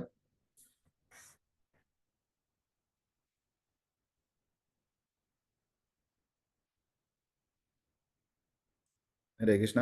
അറിവിലെത്തണം, അറിവുണ്ടാകണം. കൃഷ്ണാവബോധം. അറിവ് ബോധം ഉണ്ടാകണം, കൃഷ്ണാവബോധം ഉണ്ടാകണം, അതില്ലെങ്കിൽ അറിവ്, ജ്ഞാനം ഉണ്ടാകണം. ജ്ഞാനമുണ്ടെങ്കിൽ ഈ അവിദ്യ എന്നുള്ള സംഭവം ഇല്ലാതാവും. ആ ബലൂൺ പൊട്ടിച്ചു കളയുമ്പോൾ പിന്നെ നമുക്ക് കർമ്മം ചെയ്യുന്നത് നമുക്ക് വേറെ രീതിയിലുള്ള കർമ്മം ചെയ്യാൻ തോന്നും. ആ കർമ്മം ചെയ്യാൻ തോന്നില്ല. ഞാൻ പ്രത്യേകിച്ച് വേറെ രീതിയിലുള്ള കർമ്മം എന്ന് പറഞ്ഞാൽ അത് പിന്നെ വേറെ നമുക്ക് പിന്നെ ഡിസ്കസ് ചെയ്യും. അപ്പൊ വികർമ്മം ചെയ്യാൻ നമുക്ക് തോന്നില്ല. അപ്പൊ ഈ ബീജത്തിന്റെ റൂട്ട് കോസ് എന്ന് പറയുന്നത്, ഹരേ കൃഷ്ണ മാതാജി എന്തെങ്കിലും പോയിന്റ് ചെയ്യാനാണോ? അല്ലേ? ഓക്കെ. ബീജത്തിന്റെ റൂട്ട് കോസ് എന്ന് പറയുന്നത് അവിദ്യയാണ്. അപ്പൊ അവിദ്യ കാരണം നമ്മൾ ബീജം ഡിസൈർസ് വരുന്നു, ഡിസൈർസിൽ നിന്നും പാപത്തിൽ നിന്നും അപ്രാരബ്ധത്തിൽ നിന്ന് കുറച്ച് പ്രാരബ്ധം, അതിന്റെ സഫറിങ്സ് കിട്ടുന്നുണ്ടെങ്കിലും വീണ്ടും നമ്മൾ കുതത്തിലൂടെ പോയി ബീജത്തിലെത്തുന്നു. ഈ നമുക്ക് ഫസ്റ്റ് അറിയേണ്ടത് ഈ ഭൗതിക ലോകത്ത് നിന്ന് വരാനുള്ള കാരണം, അല്ലെങ്കിൽ ഭൗതിക ലോകത്ത് നിന്ന് രക്ഷപ്പെടാനുള്ള വഴി എന്ന് പറയുന്നത് വിദ്യയാണ്. അതുകൊണ്ട് തന്നെയാണ് പണ്ട് നമ്മൾ എപ്പോഴും കേൾക്കുന്നത് തമസോമ ജ്യോതിർഗമയ എന്ന് പറയാൻ കാരണം. അങ്ങനെ തമസിൽ നിന്നും നമുക്ക് അന്ധകാരത്തിൽ നിന്നും ജ്യോതിയിൽ എത്തിയാലുള്ള ബെനിഫിറ്റ് എന്താണ്? മൃത്യോമ അമൃതം ഗമയ. മൃത്യു, അതായത് ഭൗതിക ലോകത്ത് മൃത്യുവാണുള്ളത്. അവിടെ നിന്നും അമൃതം ആയിട്ടുള്ള അല്ലെങ്കിൽ മരണമില്ലാത്തതായിട്ടുള്ള സ്പിരിച്വൽ വേൾഡിൽ പോവുക. കാരണം മരണം എന്ന് സംഭവിക്കുന്നത് ഭൗതികമായിട്ടുള്ള എലിമെന്റ്സിനാണ്. നമ്മൾ കാണുമ്പോഴേ നമുക്ക് ശരീരം ഭൗതികമാണ്. വേറെ എന്തെല്ലാം നമുക്ക് ഉണ്ട് ഭൗതികമായിട്ട്? ശരീരമുണ്ട്. വേറെ എന്തെങ്കിലും ഉണ്ടോ നമുക്ക്? പഞ്ചഭൂത നിർമ്മിതമായിട്ടുള്ള ശരീരം നമ്മുടേത് ഭൗതികമാണ്. നമുക്ക് വേറെ എന്തെങ്കിലും കവറിങ്സ് ഉണ്ടോ? ഹരേ കൃഷ്ണ.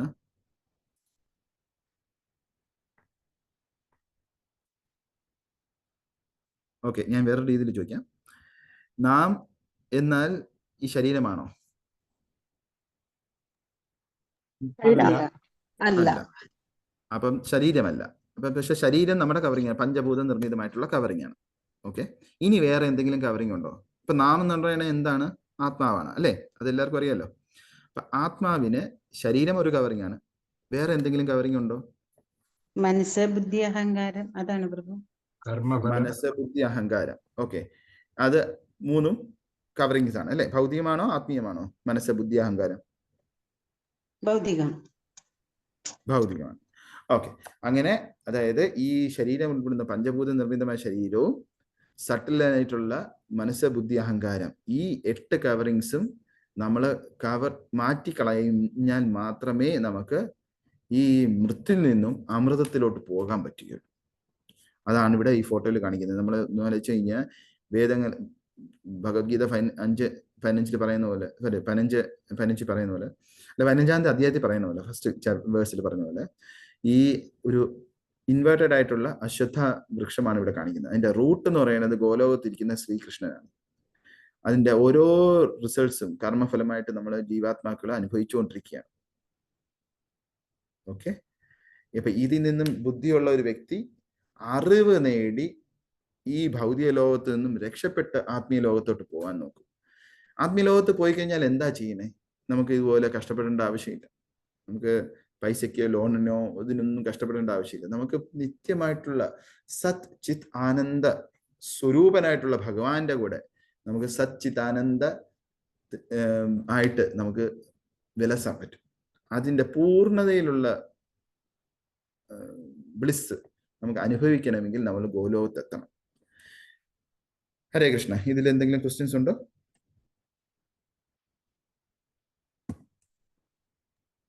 ഹരേ കൃഷ്ണ പ്രഭുജി. ഹരേ പ്രഭുജി, കൃഷ്ണ. കലിയുഗത്തിൽ ചിന്തകൾക്ക് പാപമില്ലെന്ന് പറഞ്ഞു. അതായത് കലിയുഗത്തിൽ പാപങ്ങൾക്ക് ഒരു കൺസ്പിറേഷൻ ഉണ്ടെന്ന് ഞാൻ വായിച്ചിട്ടുണ്ട്. അതിനെ സംബന്ധിച്ചാണോ പ്രഭുജി പറഞ്ഞത്? അതെ ആ.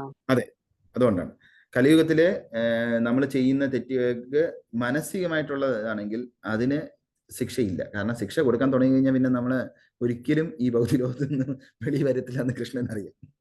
നമുക്ക് നമ്മുടെ മനസ്സിനെ തന്നെ അറിഞ്ഞൂടെ എന്തെല്ലാമായിരിക്കും ചിന്തിക്കുന്നത്. നമ്മളൊന്നും ചെയ്യത്തില്ലായിരിക്കും. നമ്മളിപ്പോ സോക്കോൾഡ് ഭക്തരാണെന്ന് പറഞ്ഞുകൊണ്ട് നമ്മളൊന്നും ചെയ്യത്തില്ല. പക്ഷെ മനസ്സില് ഒരു മറ്റുള്ള ഭക്തന്, ഇപ്പൊ നമ്മള് ഏതെങ്കിലും ഒരു ഭക്തൻ നല്ലതായിട്ട് ചാൻഡ് ചെയ്യുന്നുണ്ടെങ്കിൽ, നല്ലതായിട്ട് ക്ലാസ് എടുക്കുന്നുണ്ടെങ്കിൽ, നല്ലതായിട്ട് പ്രീച്ച് ചെയ്യുന്നുണ്ടെങ്കിൽ, നല്ലതായിട്ട് കീർത്തനം ചെയ്യുന്നുണ്ടെങ്കിൽ, ഡാൻസ് കളിക്കുന്നുണ്ടെങ്കിൽ, ഭക്തിയുത സേവനം ചെയ്യുന്ന കൃഷ്ണന്റെ ഡൈറ്റി സർവീസ് ചെയ്യുന്നുണ്ടെങ്കിൽ നമുക്ക് തീർച്ചയായിട്ടും അവന് ചെയ്യാൻ പറ്റി, ആ പ്രഭുവിന് ചെയ്യാൻ പറ്റി, അല്ലെങ്കിൽ ആ മാതാജിക്ക് ചെയ്യാൻ പറ്റി, എനിക്ക് ചെയ്യാൻ പറ്റുന്നില്ലല്ലോ, ഞാൻ ഇത്രയും നാളായിട്ട് ഭക്തി നിൽക്കുകയാണ്, എനിക്ക് ചെയ്യാൻ പറ്റില്ല. അപ്പൊ എങ്ങനെ ആ ഭക്തനെ താഴ്ത്തിക്കെട്ടാം എന്നുള്ള ഒരു ചിന്തയിലായിരിക്കും നമ്മുടെ മനസ്സ് വരുന്നത്. പെട്ടെന്ന് തന്നെ നമ്മൾ അല്ലല്ല ഞാൻ ഭക്തനാ, അതുകൊണ്ട് ഞാൻ ഇതൊന്നും ചിന്തിക്കാൻ പാടില്ല, കൃഷ്ണ ഞാൻ ക്ഷമിക്കണേ എന്ന് പറഞ്ഞ് നമ്മൾ മാറ്റുമെങ്കിലും നമ്മുടെ ഉള്ളിനുള്ളില് ഈ വാസനകൾ ഇപ്പോഴും ഉണ്ട്. അതിന്റെ റീസൺ എന്തെന്ന് പറഞ്ഞാൽ നമ്മൾ ശരിക്കും നാമം ജപിക്കാത്തതാണ്. ശരിക്കും നമ്മൾ നാമം ജപിക്കുകയാണെങ്കിൽ ആ വാസനകൾ പോകും.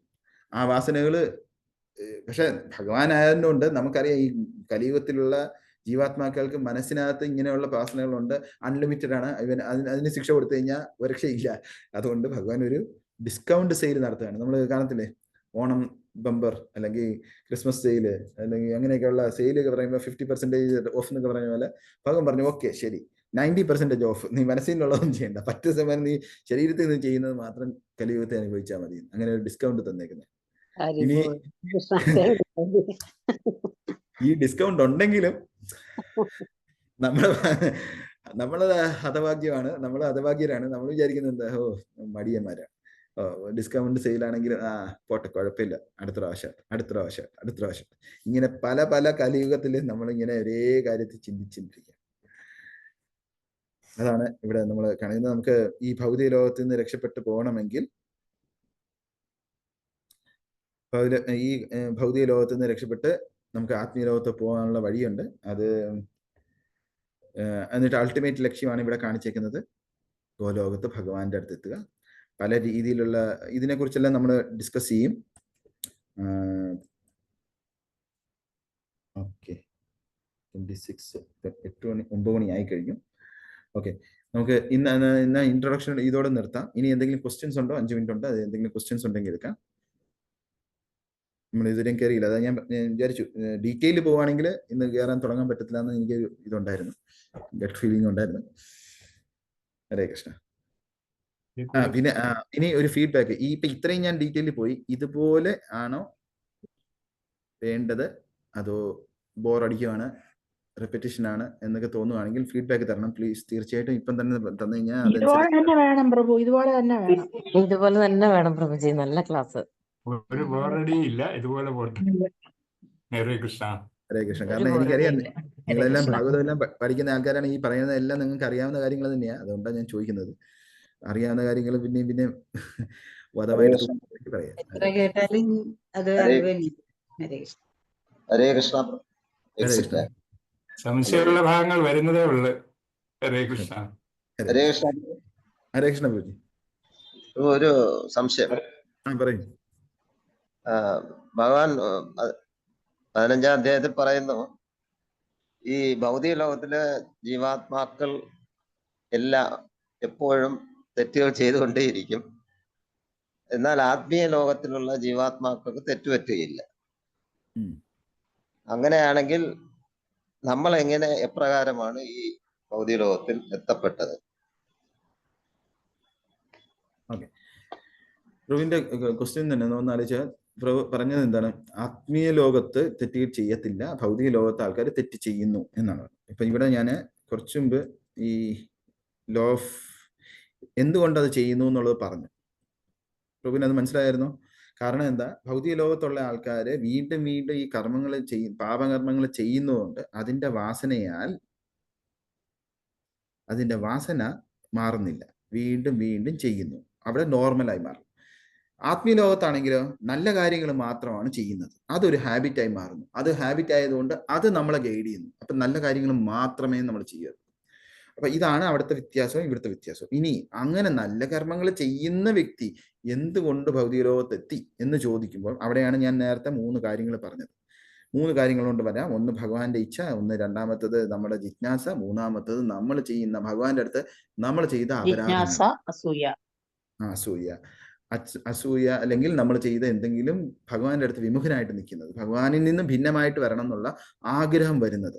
ഈ ആഗ്രഹം എവിടെ നിന്ന് വരുന്നു എന്ന് ചോദിച്ചാൽ വീണ്ടും അവിദ്യ എവിടെ നിന്ന് വന്നു എന്ന് ചോദിച്ചു കഴിഞ്ഞാൽ, ഭൗതിക ലോകത്ത് എവിടെ നിന്ന് അവിദ്യ വന്നു എന്ന് കഴിഞ്ഞാൽ അവിടെയാണ് ഫ്രീ വിൽ എന്നൊരു കോൺസെപ്റ്റ് വന്നത്. അതായത് ഭഗവാൻ ഒരിക്കലും നമ്മളെ ഒരു ഡിക്റ്റേറ്ററിനെ പോലെ, ഇവൻ നോർത്ത് കൊറിയയിലെ ഡിക്റ്റേറ്ററിനെ പോലെ എപ്പോഴും എൻ്റെ ഗുണഗണങ്ങൾ പാടിക്കൊണ്ടിരിക്കുക. എല്ലാ വീട്ടിലും സ്പീക്കർ വെച്ചിട്ട് അവിടുത്തെ ഭരണാധികാരിയെ പൊഴുത്തി നാഷണൽ ആന്തം എല്ലാ ദിവസവും അരമണിക്കൂർ എല്ലാവരും എഴുന്നേറ്റ് നിന്ന് അത് കേട്ടോണ്ടിരിക്കണം എന്ന് പറഞ്ഞ് അങ്ങനെ ഒരു ഡിക്റ്റേറ്റർഷിപ്പ് അല്ല ഭഗവാൻ അവിടെ ഉദ്ദേശിക്കുന്നത്. നേരത്തെ പറഞ്ഞ പോലെ രസങ്ങളി വഴി നമ്മുടെ ഇച്ഛയനുസരിച്ച്, ഓരോ ജീവാത്മാവിന്റെ ഇച്ഛയനുസരിച്ച് വേണം ഭഗവാനുമായിട്ട് ഇടപഴകാൻ എന്നുള്ളതാണ്. അത്രയ്ക്ക് മെർസിഫുൾ ആയിട്ടുള്ള ഭഗവാനാണ്. ഭഗവാന് ഡിക്റ്റേറ്റർ ആവാം, പക്ഷെ ഭഗവാൻ അത് ഒരിക്കലും ആവില്ല. ആ ഒരു ഫ്രീ വില്ല് ജീവാത്മാവിന് കൊടുത്തേക്കുന്നു. അപ്പൊ ആ ജീവാത്മാവ് ആ ഫ്രീ വില്ല് മിസ്യൂസ് ചെയ്യുമ്പോൾ ആണ് എന്തുകൊണ്ട് ഭഗവാനിൽ നിന്നും ഭിന്നനായിട്ട് ഞാൻ എൻജോയ് ചെയ്തുകൂടാ എന്നുള്ള ചിന്ത വരുന്നത്. ഈ ചിന്ത വരാനുള്ള കാരണം മിസ്യൂസ് ഓഫ് ഫ്രീ വില്ലാണ്. ആ ഫ്രീ വില്ലിന്റെ മിസ്യൂസ് കാരണം നമ്മൾ വീണ്ടും ഭൗതിക ലോകത്ത് വരുന്നു. പ്രഭുവിന് മനസ്സിലായോ? ഷോർട്ട് പറഞ്ഞാൽ മിസ്യൂസ് ഓഫ് ഫ്രീ വില്ലാണ്.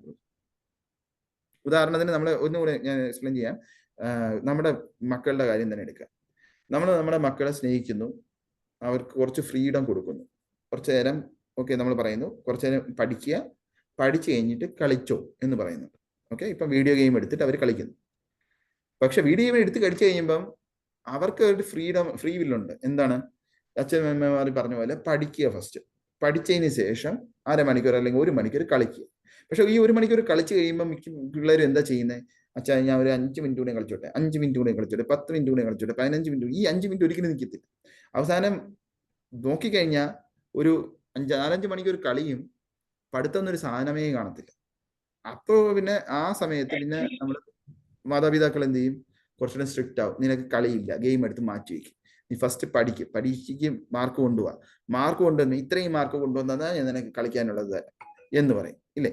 അതേപോലെയാണ്. അതപ്പോ ഇവിടെ എന്താ സംഭവിച്ചത്? നമ്മൾ പിള്ളേർക്ക് ഫ്രീ വില്ല് കൊടുത്തു. പക്ഷെ ഫ്രീ വില്ല് കൊടുത്തത് മിസ്യൂസ് ചെയ്യുമ്പോൾ ഉടനെ തന്നെ അതിന് റിക്കമെൻഡഡ് ശിക്ഷയും വരുന്നുണ്ട്. ഇങ്ങനെയാണ് നമ്മളെ എന്തിനാണ് ശിക്ഷ ചെയ്യുന്നത്? നമ്മൾ നിഷ്ഠൂരരായിട്ട് നമ്മുടെ മക്കളെ വേദനിപ്പിക്കണം എന്ന് പറഞ്ഞുകൊണ്ടല്ല നമ്മൾ ചെയ്യുന്നത്. നമ്മൾ പണിഷ്മെന്റ് കൊടുക്കുന്നതിന്റെ അർത്ഥം അവർ നല്ല രീതിയിൽ വരണം, നല്ലതായിട്ട് പഠിക്കാനുള്ള മെന്റാലിറ്റി വരണം, കളിയുടെ കുറയ്ക്കണം എന്നുള്ള ചിന്ത അവരിൽ വരണം. അപ്പൊ ആ ശിക്ഷ കൊടുക്കുന്ന അനുസരിച്ച് അവർ നല്ലതാവുമ്പം നമ്മൾ പിന്നെയും ഇളവ് ചെയ്യും. ഇതാണ് കൃഷ്ണൻ ചെയ്യുന്നത്. മനസ്സിലായോ പ്രഭു?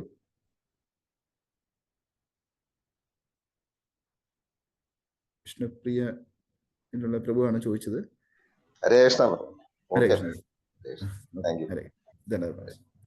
ഹരേ കൃഷ്ണ പ്രഭുജി, ഒരു ചോദ്യത്തിനുള്ള സമയമുണ്ടോ പ്രഭുജി? ഹരേ കൃഷ്ണ. പറഞ്ഞോളൂ. ചോദ്യമല്ല, ഒരു സംശയമാണ് പ്രഭു. പ്രഭുജി ഇപ്പൊ പറഞ്ഞില്ല, വളരെ വ്യക്തമായിട്ട് വളരെ നല്ല ക്ലാസ്, നല്ല വിശദീകരണത്തോടുകൂടി പ്രഭുജി അത് എക്സ്പ്ലെയിൻ ചെയ്തിട്ടുണ്ടായിരുന്നു. ഒപ്പം നമ്മള് ഇപ്പൊ ചിന്തകളുണ്ടല്ലോ, ചിന്തകളില് ഭഗവാൻ അതിനൊരു റിഡക്ഷൻ തന്നിട്ടുണ്ട്, ഒരു തന്നിട്ടുണ്ട് പോലെ. പ്രഭുജി അതൊരു സംശയമാണ്.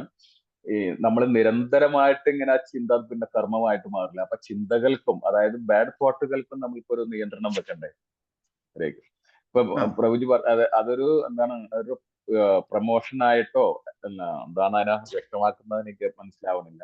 അതായത് നമ്മൾ നിരന്തരമായിട്ട് ഇങ്ങനെ ചിന്തിക്കുക, അതുകൊണ്ട് ഭഗവാൻ അത് ക്ഷമിക്കുമെന്ന് പറഞ്ഞാലും ശരി, ഭഗവാന്റെ നമ്മളോടുള്ള കാര്യം.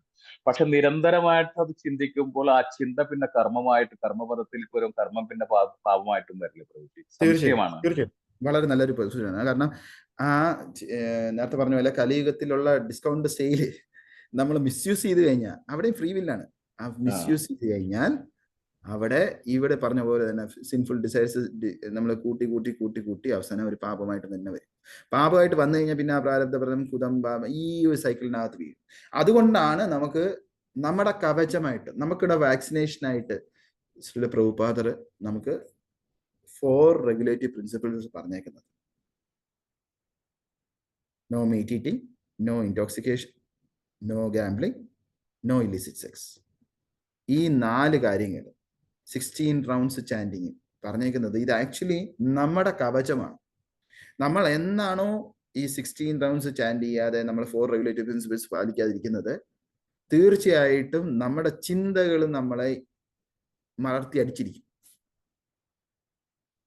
ഇസ്കോണിൽ തന്നെ നമുക്ക് കാണാം, നല്ല നല്ല ഭക്തരായിട്ട് ശോഭിച്ചിരുന്ന ആൾക്കാർ. പ്രഭുപാദർ ഉണ്ടായിരുന്ന സമയത്ത് പ്രഭുപാദരുടെ ഏറ്റവും കൂടുതൽ ഏറ്റവും നല്ല ഭക്തരായിട്ട് ഭഗവാനെ, പ്രഭുപാദറിനെ ഏറ്റവും നല്ലതായിട്ട് സേവ ചെയ്ത ആൾക്കാർ പോലും പ്രഭുപാദർ പോയപ്പോൾ അവർക്കത് ഉൾക്കൊള്ളാൻ പറ്റിയില്ല.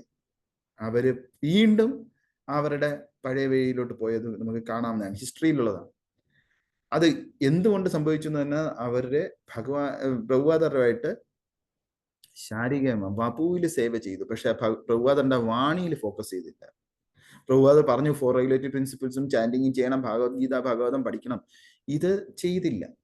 അതുകൊണ്ട് അവരുടെ വാക്സിനേഷൻ ഇല്ലാതായപ്പോഴത്തേക്ക് വീണ്ടും ഭൗതിക ലോകത്ത് ദുർഗാദേവി അവരെ പിടിച്ചു.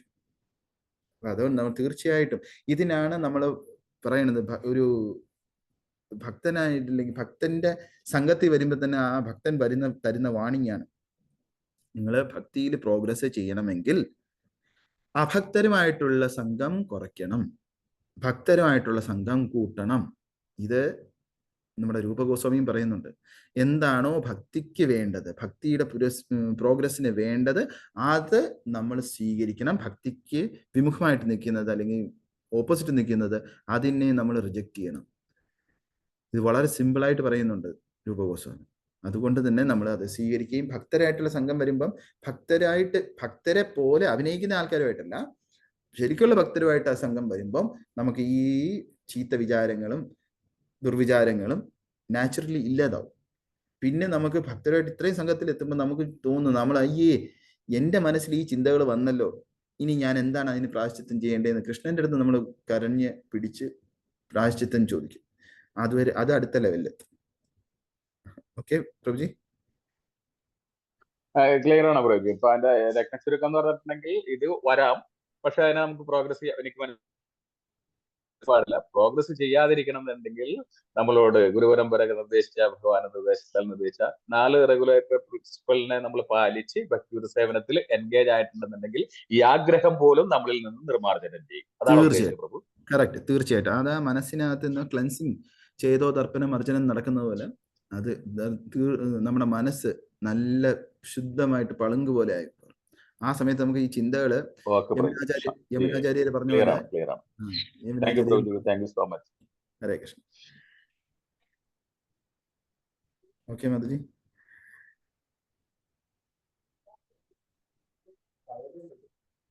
ഹരേ കൃഷ്ണ. മാധുജി അല്ലെങ്കിൽ കഥാമൃത് ഉണ്ടോ? ഹരേ കൃഷ്ണ പ്രഭു. ഹരേ കൃഷ്ണ. ഹരേ കൃഷ്ണ. ഇന്നത്തേക്ക് നമുക്ക് നിർത്താം. താങ്ക് യു പ്രഭു. Hare Krishna. Thank you so much പ്രഭു. അടുത്ത സെക്ഷൻ നെക്സ്റ്റ് മന്ത് ആണോ പ്രഭു? ഈ മന്ത് ഫ്രീ ആകുമ്പോ ഒന്ന് പറഞ്ഞാൽ മതി പ്രഭു. ഹരേ കൃഷ്ണ. നെക്സ്റ്റ് മന്ത് വെക്കാം. ഓക്കെ പ്രഭു. Okay. Hare Krishna. Thank you so much പ്രഭു. നല്ല സെക്ഷൻ ആയിരുന്നു. Thank you so much. ഞങ്ങളെ ആദ്യ കാലങ്ങളിലും എല്ലാം പഠിപ്പിച്ചു തന്ന ആളാണ് പ്രഭു. ഈ ഓൺലൈൻ സത്സംഗത്തിന്റെ സ്കൈപ്പ് തുടങ്ങി സ്കൈപ്പിലൂടെ ഞങ്ങൾക്ക് ഭാഗവതം പഠിപ്പിച്ചു തന്ന ആളാണ് സ്വയം സമ്പൂർണ്ണ പ്രഭു.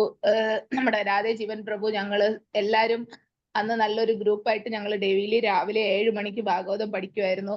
ഹരേ കൃഷ്ണ പ്രഭു. വീണ്ടും പ്രഭു ഞങ്ങൾ ഇതിലോട്ട് വന്നതിൽ വളരെ സന്തോഷം പ്രഭു. താങ്ക് യു സോ മച്ച് പ്രഭു. ഹരേ കൃഷ്ണ.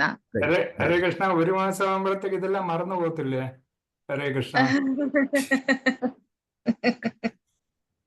അല്ലെ, ബാക്കിയുള്ളവര് ക്ലാസ് എടുക്കുന്നുണ്ടല്ലോ, അതുകൊണ്ട് അല്ല ഇത് റിപ്പീറ്റ് ചെയ്യുന്നില്ലല്ലോ. നോക്കട്ടെ, സമയം നോക്കിട്ട്. പക്ഷെ എല്ലാരും ഓൾറെഡി ഷെഡ്യൂൾഡ് ആണല്ലോ. മാസത്തിൽ ഒരിക്കലേ ഒരു ക്ലാസ് ഉള്ളൂ. പ്രഭു പറഞ്ഞാൽ മതി, നമുക്ക് എന്തെങ്കിലും അഡ്ജസ്റ്റ് ചെയ്യാൻ പറഞ്ഞാൽ മതി. എന്തോ കേട്ടില്ല. അല്ല, നോക്കാം. പറ്റുമെങ്കിൽ അടുത്താഴ്ച എനിക്ക് എടുക്കാവുന്നേ ഉള്ളൂ. ഞാനിപ്പം ഫ്രീ ആണ്, അതുകൊണ്ട് കുഴപ്പമില്ല. വളരെ നന്ദി. ഹരേ കൃഷ്ണ പ്രഭു. ഹരിബോൾ. പ്രഭു മ്യൂട്ടായി.